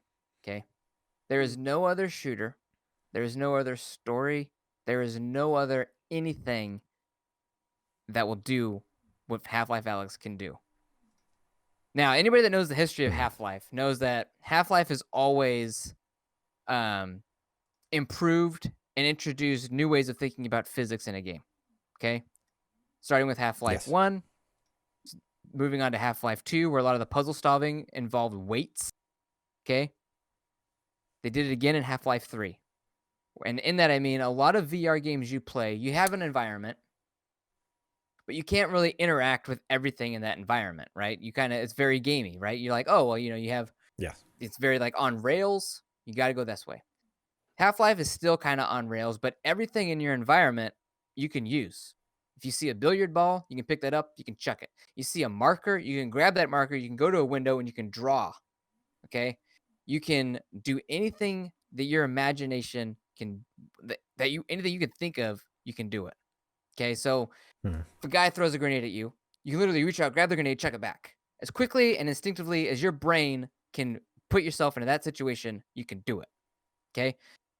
And to further expound upon that, they introduced a new feature called gravity gloves, which a lot of the old Half-Lives have the thing called a gravity gun. So in this one, you have gravity gloves, which means if you see something far away, you can reach out, pull it over to you, grab it, and then do whatever you want. It's like Jedi Force grab. Yeah, pretty much. Yeah. So you can. The other thing too is the firefights in this game are the most intense firefights ever. We talked about Doom Eternal and how intense, fast, and frenetic that is, right? You're still using 2 sticks and a couple, triggers on your controller to do that. This, the controllers are literally designed like a gun. So you're holding onto your gun, right? You're in the middle of a firefight. Reloading isn't press A to reload. Reloading is literally reach into your backpack, grab a clip, eject the clip, plug in the new clip, click it in, like load a bullet into the chamber, and now you're back into the fight. Now you're having to do that whole process while aliens are trying to eat you, while soldiers are trying to shoot you, while all this stuff is happening, and you're literally behind a car door trying to just get another clip into your gun so you can pop out, shoot a guy, and you're like leaning around using the entire environment. There's nothing else that will put you into that intense situation. The moment I fell in love with this game, I'm in this dark, dark tunnel. Okay, now at this point, all of us gamers have played the dark, dark tunnel scene. We know when we walk down that tunnel, we see our objective, right? In which this case happened to be a flashlight. Okay, I'm like, I need that flashlight. I know for a fact once I grab that flashlight, there are going to be aliens or something that's going to try and eat me. So I'm in the dark, walking towards this flashlight, and VR is so immersive. The sound, everything is 3D. All you can hear is, I'm in like a sewer. You can hear like the drops of everything moving around. You hear rustling. You know that rustling is going to jump out at you soon. You finally literally reach out, grab the flashlight, and it's not press A to grab flashlight, right? Because again, you're in VR. You really have to reach out. The physics are so dialed in. You have to reach out, grab it with your hand, pull it off the guy. You can feel the tension as you're pulling the flashlight off. You finally load it onto your hand. You're like, cool, flashlight. All of a sudden, it's like, oh, crap.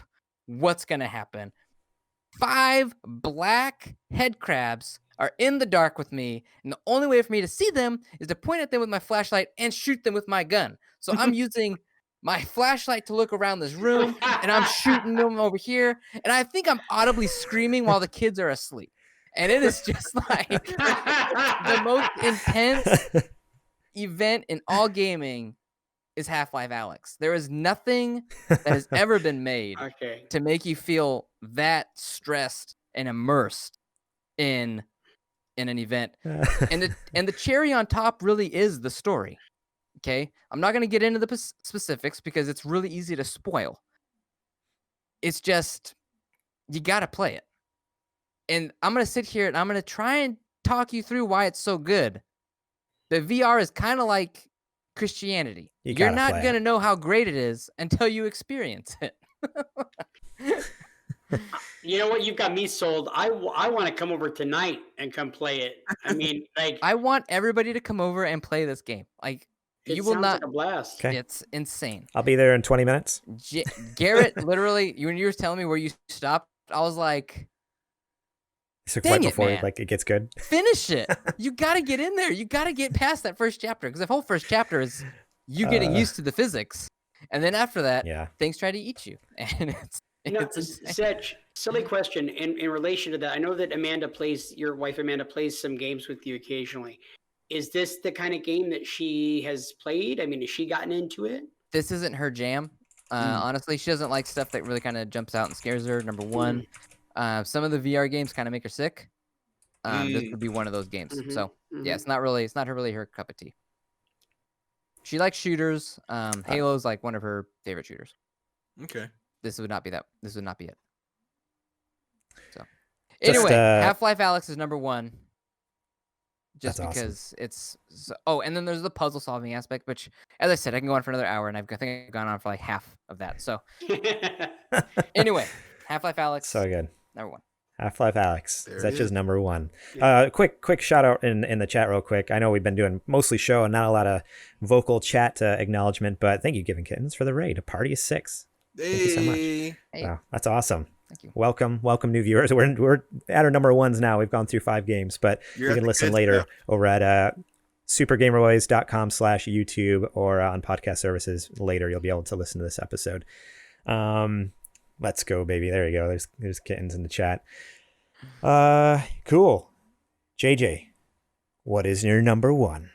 Okay. So I know that the shock is ready to come, but all of you guys are waiting with bated breath because you guys didn't come here to hear the 3 of them talk about games. You guys came to hear me pontificate about the greatest game of the year, nay, of all time. I'm just kidding. Okay. It can't compete with part 1. Obviously, it's not a shock. Adrian. The game of the year, Last of Us 2. And so Last of Us 2, I know there was not going to be any shock whatsoever. That game, I looked forward to it. When I first played Last of Us, the original, I fell in love with that game, and it became the best game I ever played as far as, like, I haven't been playing for a long time. The story stuck with me. It's one of those kind of games where you're thinking about it later. You know, you're sitting there and you're laying in bed, falling asleep, and like, man, that really got me when that happened, you know? And so I looked forward to this game. I was so bummed every time they postponed it. I'm really glad they did, because what they delivered in the dying days of the PS4 was one hell of a game, one hell of a story, and a total departure from where they were in the original Last of Us. We've already talked about it ad nauseum, but the character development is so incredible. Instead of looking at one set of individuals as the good guy or the bad guy, the game blows all of that out of the water by showing you different perspectives. You end up seeing exactly what it is that, you know, the bad guy is going through and what their motivations were. And in reality, the people who were bad weren't bad at all. It was from their vantage point, they were doing what was right for them and their crew. They never ever inherently did anything evil. And that stands out to me when looking back at the game. Nothing was ever done that was inherently evil. It was all done for the benefit of their crew. And some could argue that Joel did some pretty nefarious things that he did from his vantage point, to try to benefit his side. So I think it was an incredible game. I can't wait to be able to play it again. But it's not one of those games in my backlog because I finished that thing. What? So just an amazing, incredible game. Yes. And Zech, you make an incredible argument for Half-Life Alyx being your game of the year. And I look forward to being able to play it. I'm saddened, my friend, that you do not want to play this game. I think that you're really missing out. And I know you have some moral reasons why you won't play it. But I think that it's one of those kind of games that if you give it a chance, the story, you would fall in love with it. Mr. Purdom. Cool. Mr. Purdom, Yes, sir. Adrian Holmes from patreon.com. Adrian.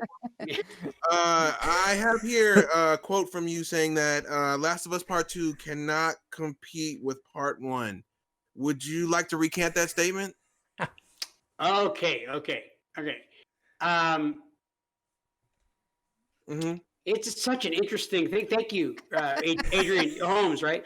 That's an interesting statement. Part 1 for me was so good, and it's been in my memory for a longer period of time. So I think that there's a bit of nostalgia to that. What was the story? Tell you what, Adrian, put it this way. Play through Part 1 after you have kids. And I think that's where I'm at. And I wasn't aware if Adrian had kids or not, but honestly, the loss of the daughter, I'm not going to spoil alert, but the loss of the daughter in the original game. Too late. Yeah. My daughter was the same age as his daughter and Ellie around that time. And then so for me personally, when I first started playing it, it was like I have a kid that's Ellie's age. So he loses the daughter, and that little girl that played that was rendered to be his daughter in the original looked like my daughter, looked like her physically, blonde, the same color eyes and everything else. And so I had a real sense of loss when that little girl was killed. And then I put myself in Joel's shoes through the game.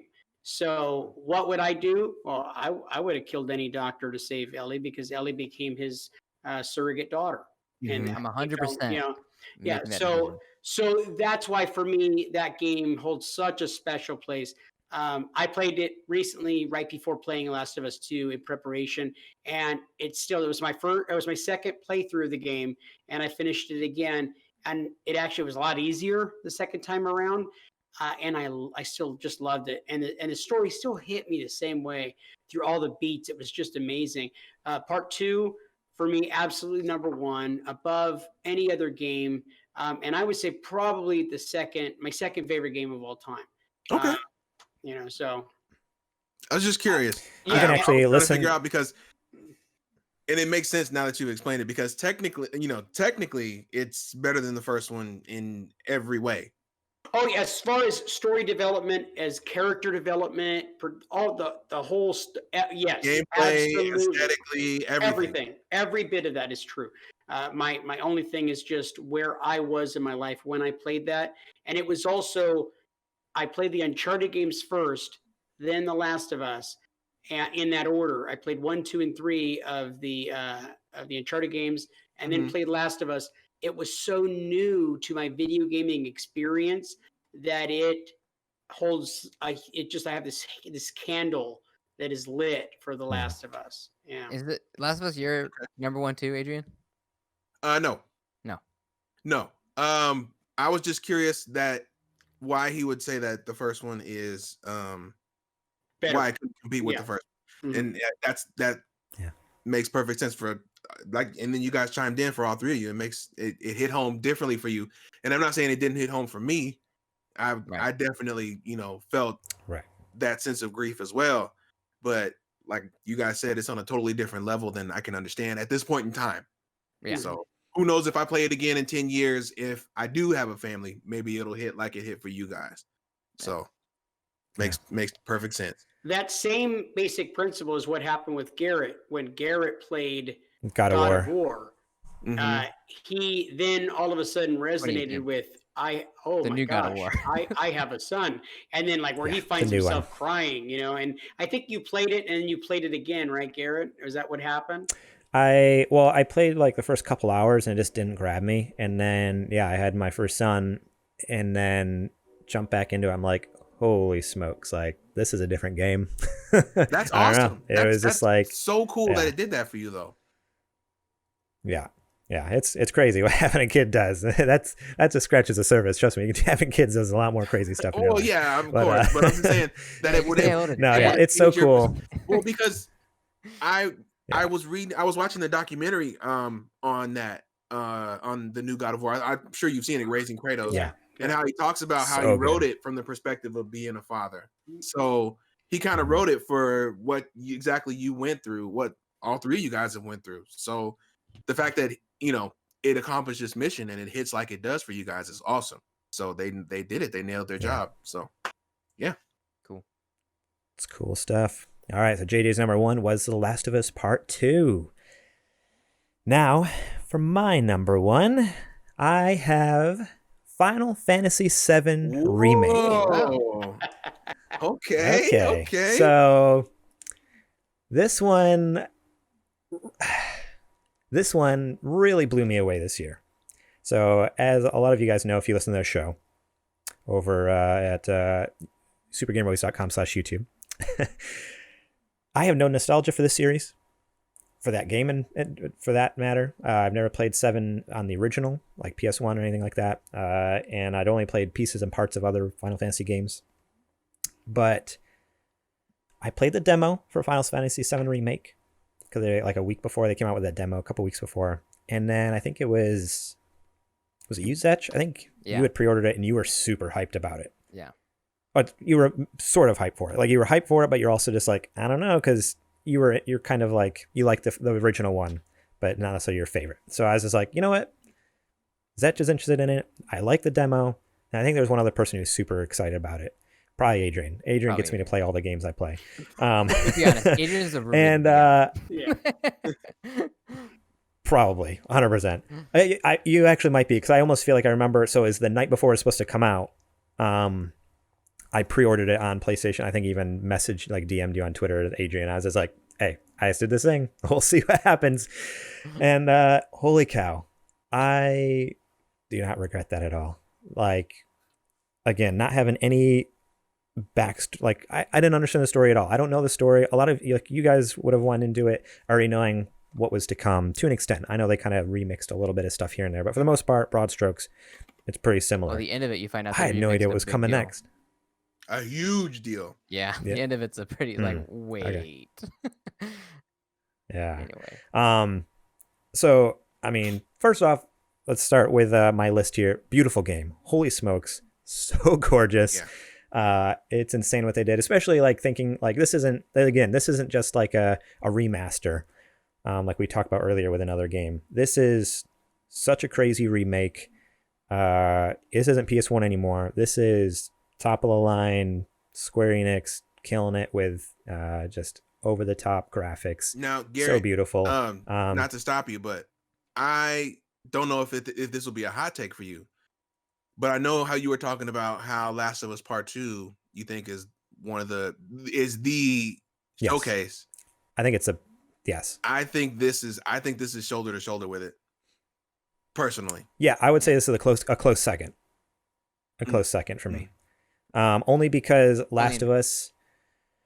So think about like if I'm going to show my dad something or an aunt or whoever, Last of Us is grounded in a real world. Okay. And so you can look at it and be like, this is gorgeous. That looks like real life. They can comprehend that. Right. If I show them Final Fantasy VII, even though it looks real, like it's almost on par, it's a sci-fi anime world. Caveat to the graphics on Final Fantasy VII. I think the one thing that all of like the main characters look beautiful and really dialed in, and then everything else is like yes, not good. Like Cloud, you're, walk up to when like you go NPC, to when you, And you'd be like, wow, Yeah. Cloud looks amazing. Standing next to the NPC, you're like, why does he look like a dumpster? Like, where's his... what are they doing? The ones in Last of Us look that good? I don't think I really paid that much attention to them. Because they were trying to kill me, number one, but... Yeah, most of them are trying to kill you. Right. Well, my thing too, like in Final Fantasy VII, like you walk up to the door of all things to the inn there, that infamous door, and it's just like there's no texture on it, or like it's on like some back alleyway, they never fixed it. No, you go to some back alleyway and someone like has like a shop you can't buy from it, but like it's just part of the world or whatever, and you walk up and like the shelving and is like. The shelves and all the bottles and stuff on it are like a 2D picture. I'm like, oh, like I thought it was gonna. I'm waiting for it to pop in, the texture to pop in. It just never does. I'm like, okay, that's just like a 2D picture there for someone's shop. Like, whatever. Maybe, so there is like weird things like that. But so then maybe I'm thinking of it as in the big set pieces. And that's where it kills it. Yeah. Yes. 100%. That's where I think it might be shoulder to shoulder for me is when you can see the big pieces that they actually like, we're going to make sure this is a showstopper moment. That's when I think it's neck and neck with anything else on the system. Yeah. Yeah. So it's a gorgeous game, like overall, like it's insane. And yeah, as long as you don't like zoom in and get super close to something, like even those janky things still look great. Like just running through a world, like this is bizarre. The combat, I really enjoyed the combat. So I was used to the other Final Fantasy games I had played were all the turn-based combat. And so I never played 15 or even, I don't know if some of the other games have done it either, but 15 is the only one I know for sure that has like the more active combat. I never experienced that in a Final Fantasy game and I really dug it. Like that was so much fun. And I loved how it like catered to just, I'm going to smash the attack button over and over again. Like smash and grab and just like beating people with my Buster Sword and stuff like that. Or if I wanted to be super calculated, slow it down, be tactical, use my special abilities, like free swapping from character to character. Like it caters to both sides. Like I'll be honest, 90% of the game, I think I just smashed. Like I was just button mashing the whole time. And then it wasn't until the end of the game that I realized some of the harder enemies and bosses. I'm like, oh, I got to think about this. I actually got to like strategize a little bit. The stupid house. That was impossible. It took me like 30 tries to kill it. And then finally, that's one of those instances like, oh, I can't just smash this thing. I got to like use my abilities and heals correctly and like time this out and get just the right, group of people in there. And so combat for me was revolutionary compared to other Final Fantasies I'd played. So much fun. And then the story, like I said before, I didn't know the story. I didn't know what to expect. And honestly, like I was just so amazed every step of the way, like, oh man, like, oh cool, like I love the character development, and honestly, like the way it ends with the cliffhanger and just kind of like even leaving you with just like, what just happened, like what is that, like I think I have an idea of what I think happened, but I don't know because I never played the original, so I'm like, I can't wait till part 2 now. Like I am so stoked for part 2 to figure out what in the world. What did I just watch? Yeah. What is this? Like, what just happened? So you're actually safe to go back and play the original. Yeah. You can go back and play the original. I think they're going to do a Star Trek 1 style. Mm-hmm. Same world, different universe. The big deal about the end is... Zach. Well, I wasn't going to say anything. You didn't know who it is. Yeah, I mean the big deal is it's a big deal if you played all of Final Fantasy VII, and I'll leave it at that. The PlayStation game is not all of Final Fantasy VII. You're talking about oh my gosh, Crisis Core? Yeah, Crisis Core. I would also say Dirge of Cerberus. I know it's not that great, but it's still Final Fantasy VII. Yeah. They're like they're Final Fantasy VII -2 and -3 without having that name on there. So okay, interesting. Yeah. Okay. Yeah. Well, this is my number 1 game of the year because it just good. Again, going into a franchise that I had no attachment to, a game I had no nostalgia for. It's a remake. I'm like, I'm just gonna go out on a limb here, and then to absolutely love it and adore it and couldn't put it down. Like I beat this in like less than a week, that's a big deal. You guys know I'm a fake gamer. I don't finish games, and when I do, it takes me 3 months or more. A big deal. You know what I've learned? And so I beat this in like barely a week. It was like less than a week. I'm like, oh, I need more. I learned that real gamers don't finish games. It's true. I'm the realest gamer of them all then. Hey, Garrett, I have an interesting take on that game because I don't know if you remember, but from my perspective, when you bought that game, you actually had a bad attitude about it. You were like, well, I didn't know. I mean, like Zech was talking about it. So I picked that game up. I don't know anything about it. You kind of had a bad attitude about it. It was I was very unsure of my purchase. Yeah, yes. It was like you felt like you wasted your money the way you talked about it. You were like, and then literally 2 days later, I saw you at the office and you would not shut up gushing about that game. How it totally shocked you how good it was. And you're like, dude, I'm really loving this game. So I just thought it was I just wanted to share that impression. It was neat to see you kind of like be like, whatever. I bought it. And then you fell in love with that game. It's all you talked about for a few weeks. Yeah. And don't even get me started on Jesse. Best girl. Hands down. Hands down. Yeah. Tifa who? Alrighty. Don't know. Cool. Yeah. Forget Tifa. She's whatever.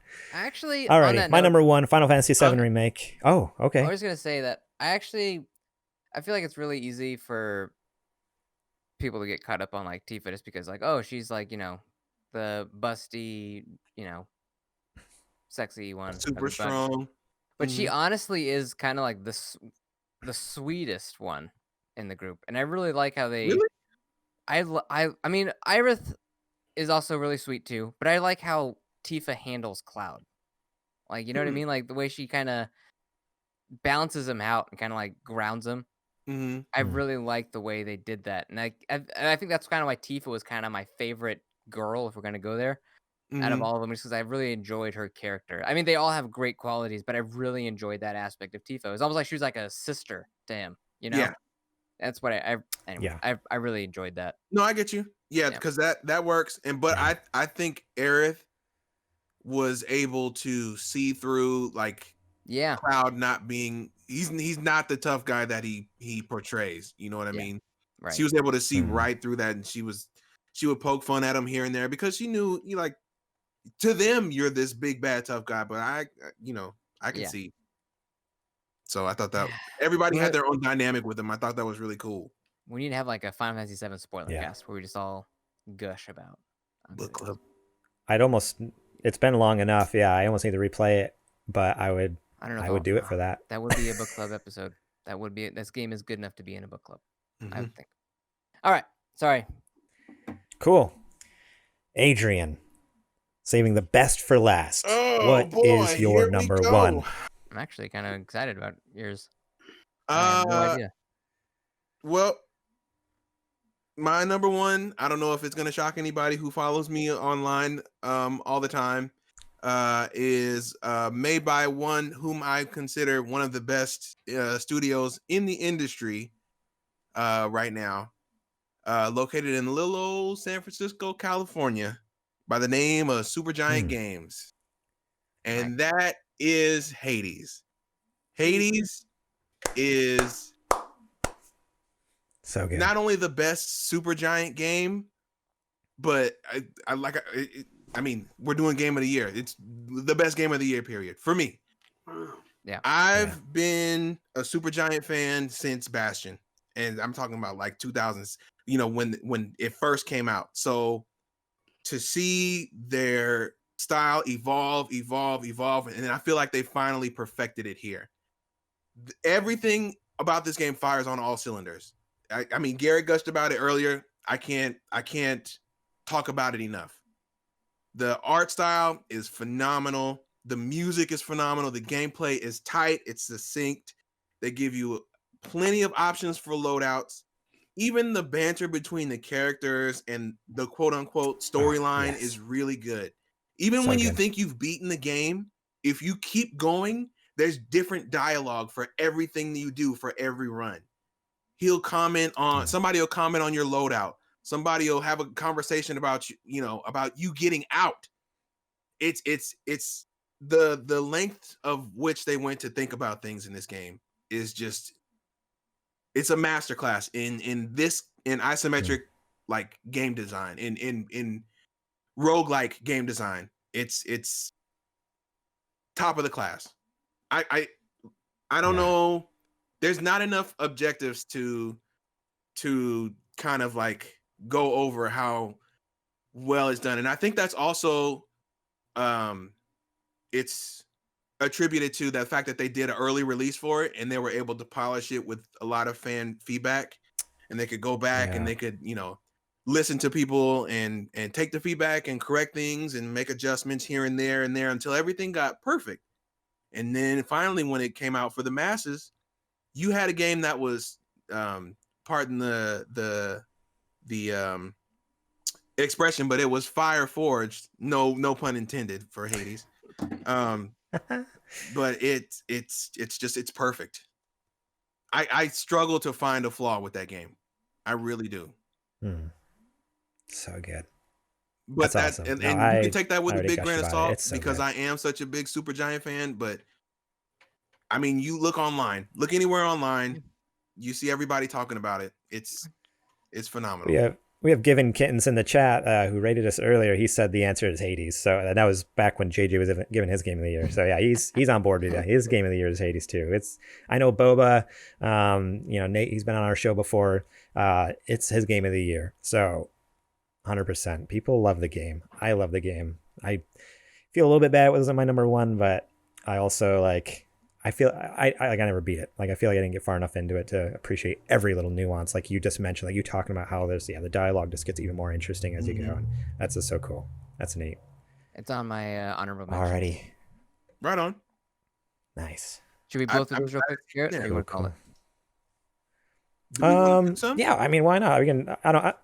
Let's shoot each give. Okay. Let's shoot them off. Yeah, no description necessarily, but it's like, Adrian, what's your list of honorable mentions? Real quick? My honorable mentions, like games that people should at least just check out. Even though it didn't start out in 2020, it ended in 2020. Kentucky Route Zero, phenomenal game. Play it. I have another one that came out, I think it was August of last year, called No Straight Roads. It's a music-based adventure game, kind of like a beat 'em up. It's really good. One that came out on Apple Arcade, What the Golf. Excellent game. Excellent game. Yes. Let me see. A early access game that came out. It's an Xbox exclusive right now. Xbox and PC. It's called Ooblets. It's really kind of kid-friendly art style. It's almost like Pokemon, but the battles are dance battles, and you get to collect all the different kind of ooblets, and they help you rebuild your garden and in the new city that you move to. Let's see. Another one is Going Under. It's a dungeon crawler where you play as a employee in a startup, and you're trying to get through each floor. In the startup, every floor is a floor in the building that you work in, and you know that is the dungeon, and it's really well done. Great art style, great mechanics. Definitely one on the must play list. So I can keep going, but I'm gonna stop there in respect to time. Cool, dude.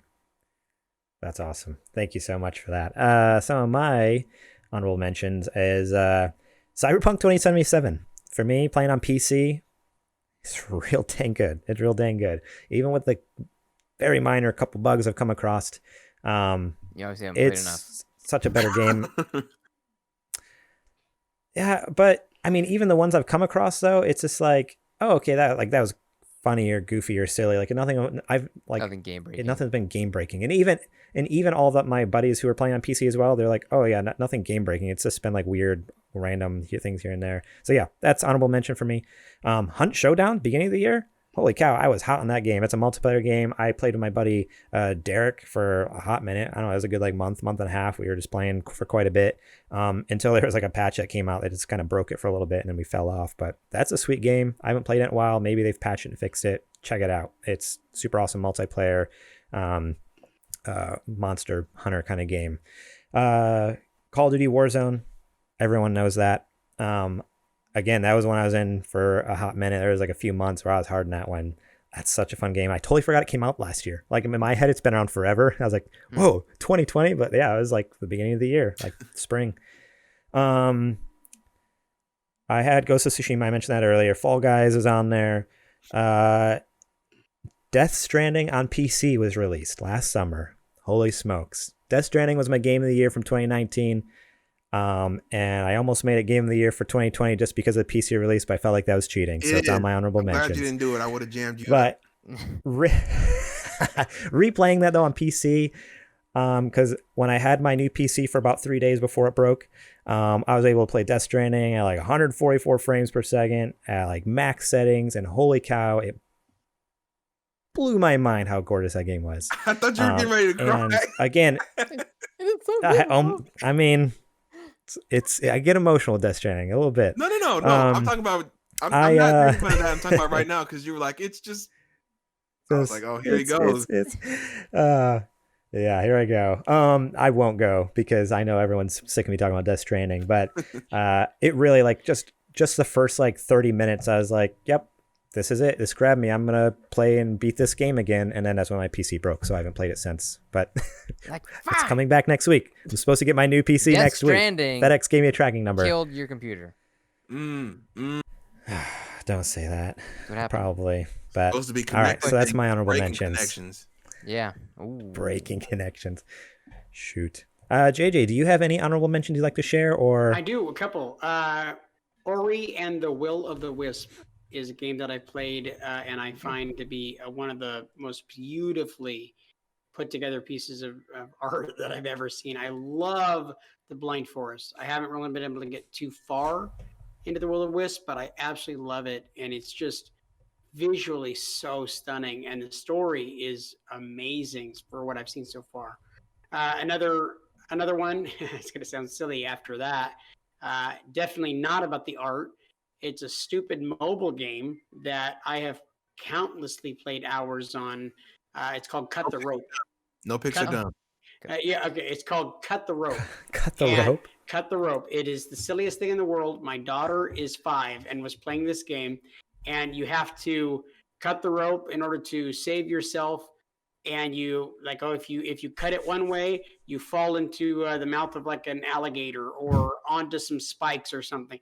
And my daughter was playing it. I'm like, what kind of a silly game? That doesn't make any sense. Like, that's so stupid. And I started playing it, and then I'm like cutting the rope and saving the guy, and I'm dying, and I'm like, oh my gosh, there's so many like, and then the levels get harder and harder. I've played so much of that stupid game. Like, I played that game more than any other game this year, and I've never talked about it on the show. Stupid mobile game. Pure shame. But I felt I would have made fun of you because mobile games aren't real games. So, but I felt like because I played it so much this year, and I just honestly love that little stupid game. And I'm like, I gotta bring it up because if you've got mobile, it's free. Why not give it a try? You'll find it's perfect for sitting on the pot, and just kind of going it down for a good half hour to 45 minutes or whatever it is. What? Jeez. Right on. All right, Zach, what's your honorable mentions here before we get a crazy story from JJ? All right, so Miles Morales, which we kind of already discussed, Hades, which we discussed, Valorant. I absolutely fell in love with Valorant, even though I keep like returning to it, loving it, and then forgot about that. So good. Falling off. Paper Mario: The Origami King was just absolute pleasure. I really love that game. My kids especially loved it. They still talk about the boss fights. And another game was actually from a 2018 release, but just love it. Me and my wife still play the crap out of it. We keep coming back to it over and over again. We're actually on our second playthrough on hard with New Game Plus is Children of Morta. Ooh, okay. Okay. Man, I can't get enough of that game. That's one of my all-time favorite games. I love that game. Right on. That's a Game Pass game, huh? It is a Game Pass game, but I bought it because I was like, I don't want this to go away ever, so I'm keeping it. Mine now. Oh, Garrett, I got one more. Okay, do it. It's The Pathless. I forgot to say The Pathless. I thought that was a PS5 exclusive. It was on Apple Arcade. Oh, interesting. Okay. I was able to play it on my Apple TV. That game is it's Journey-like. I mean, granted, it had a lot of people that, worked on Journey on that, but it's some of the most beautiful music and breathtaking scenery that came out in the game this year. Play that game if you haven't. If you have an iPhone, you don't have an excuse. If you have a PS5, you also don't have an excuse. But when it comes to everything, it's also on PC. Play the Pathless. Cool. Yeah, it's on an Epic Game Store. There you go. Cool, guys. Thank you all so much for joining me, Adrian, JJ, Zech. It's been a blast hearing all you guys' top fives, honorable mentions, having fun talking about video games. Thank you to all of you who are watching, listening, whatever you're doing with this. Stop by live, or if later you're watching or listening to this, thank you so much. It's been a blast seeing you guys in the chat. And doing live shows is a lot of fun. I actually really like this. Maybe we need to do this more often with our regular show. I don't know. This is awesome. Yeah. Let's see here. Thank you so much for listening. Remember, you can go to our Patreon, patreon.com/SuperGamerBoys. Support us over there, just $1 a month. We have higher tiers that get you some fun stuff, but just $1 a month, and you can get our other episodes early, ad-free, get our bonus show, Super Gamer Book Club, where we talk about games such as The Last of Us for like 2 hours, and it was a blast. We've done BioShock, we've done Mass Effect, the first one, or was it the second one? Mass Effect 2, and we've done 2. Halo 4. Halo 4, yes, that's the new one that just came out yesterday, as we're streaming this. So Far Cry 3 is the next one. Yeah, next month. It comes out the first Friday of every month. So support us over at Patreon, get fun stuff. SGBstore.com. You can get sweet merch. I'm wearing a t-shirt here, and we got sweet mugs. We got stickers. Go over there. Got a lot of fun stuff. You can find us at supergamerboys.com, Twitter and Instagram at supergamerboys, facebook.com/supergamerboys. I am on Twitter at gmorlang. JJ is on Twitter at JJ Purdom, and you can find me on Twitter, on Instagram, Snapchat, MySpace. I'm all over the place. I'm very internetal, very social media savvy. You're social media. Right. Social mediaite. Adrian is on Twitter, and you should definitely follow him because you got all the scoops on the cool indie games over at... You can find me everywhere but PSN at Homeboy. At Homeboy. HOLMBOI. Is that correct? That's it. Nice. And then you can find Zech over on Twitter and Instagrams at... Honestly, I'm not really on my Instagram or Twitter like ever now, so the best way to get a hold of me is just in the Discord. Okay, so don't follow him anymore. Yeah. Screw Zech. He isn't getting a shout out. No, just kidding. Supergamerboys.com/Discord. I'll be hanging out in the Super Gamer Boys chat all the time. Or you could always text him to 520. Oh, man. Alrighty, guys. Thank you so much for joining us tonight. It's been a blast, and our next regular episode will be in not next week, but the week after. We'll be streaming next week, though, some games. Join us. It'll be a lot of fun here at twitch.tv/thesupergamerboys. And yeah, that's all I got, JJ. Okay, so for Adrian Holmes, for Zech Keenan, for Garrett Morlang, and myself, JJ Purdom. The game of the year, obviously, Last of Us 2. Thank you so very much. We are the Super Gamer Boys. And we will catch you on the flippity flop.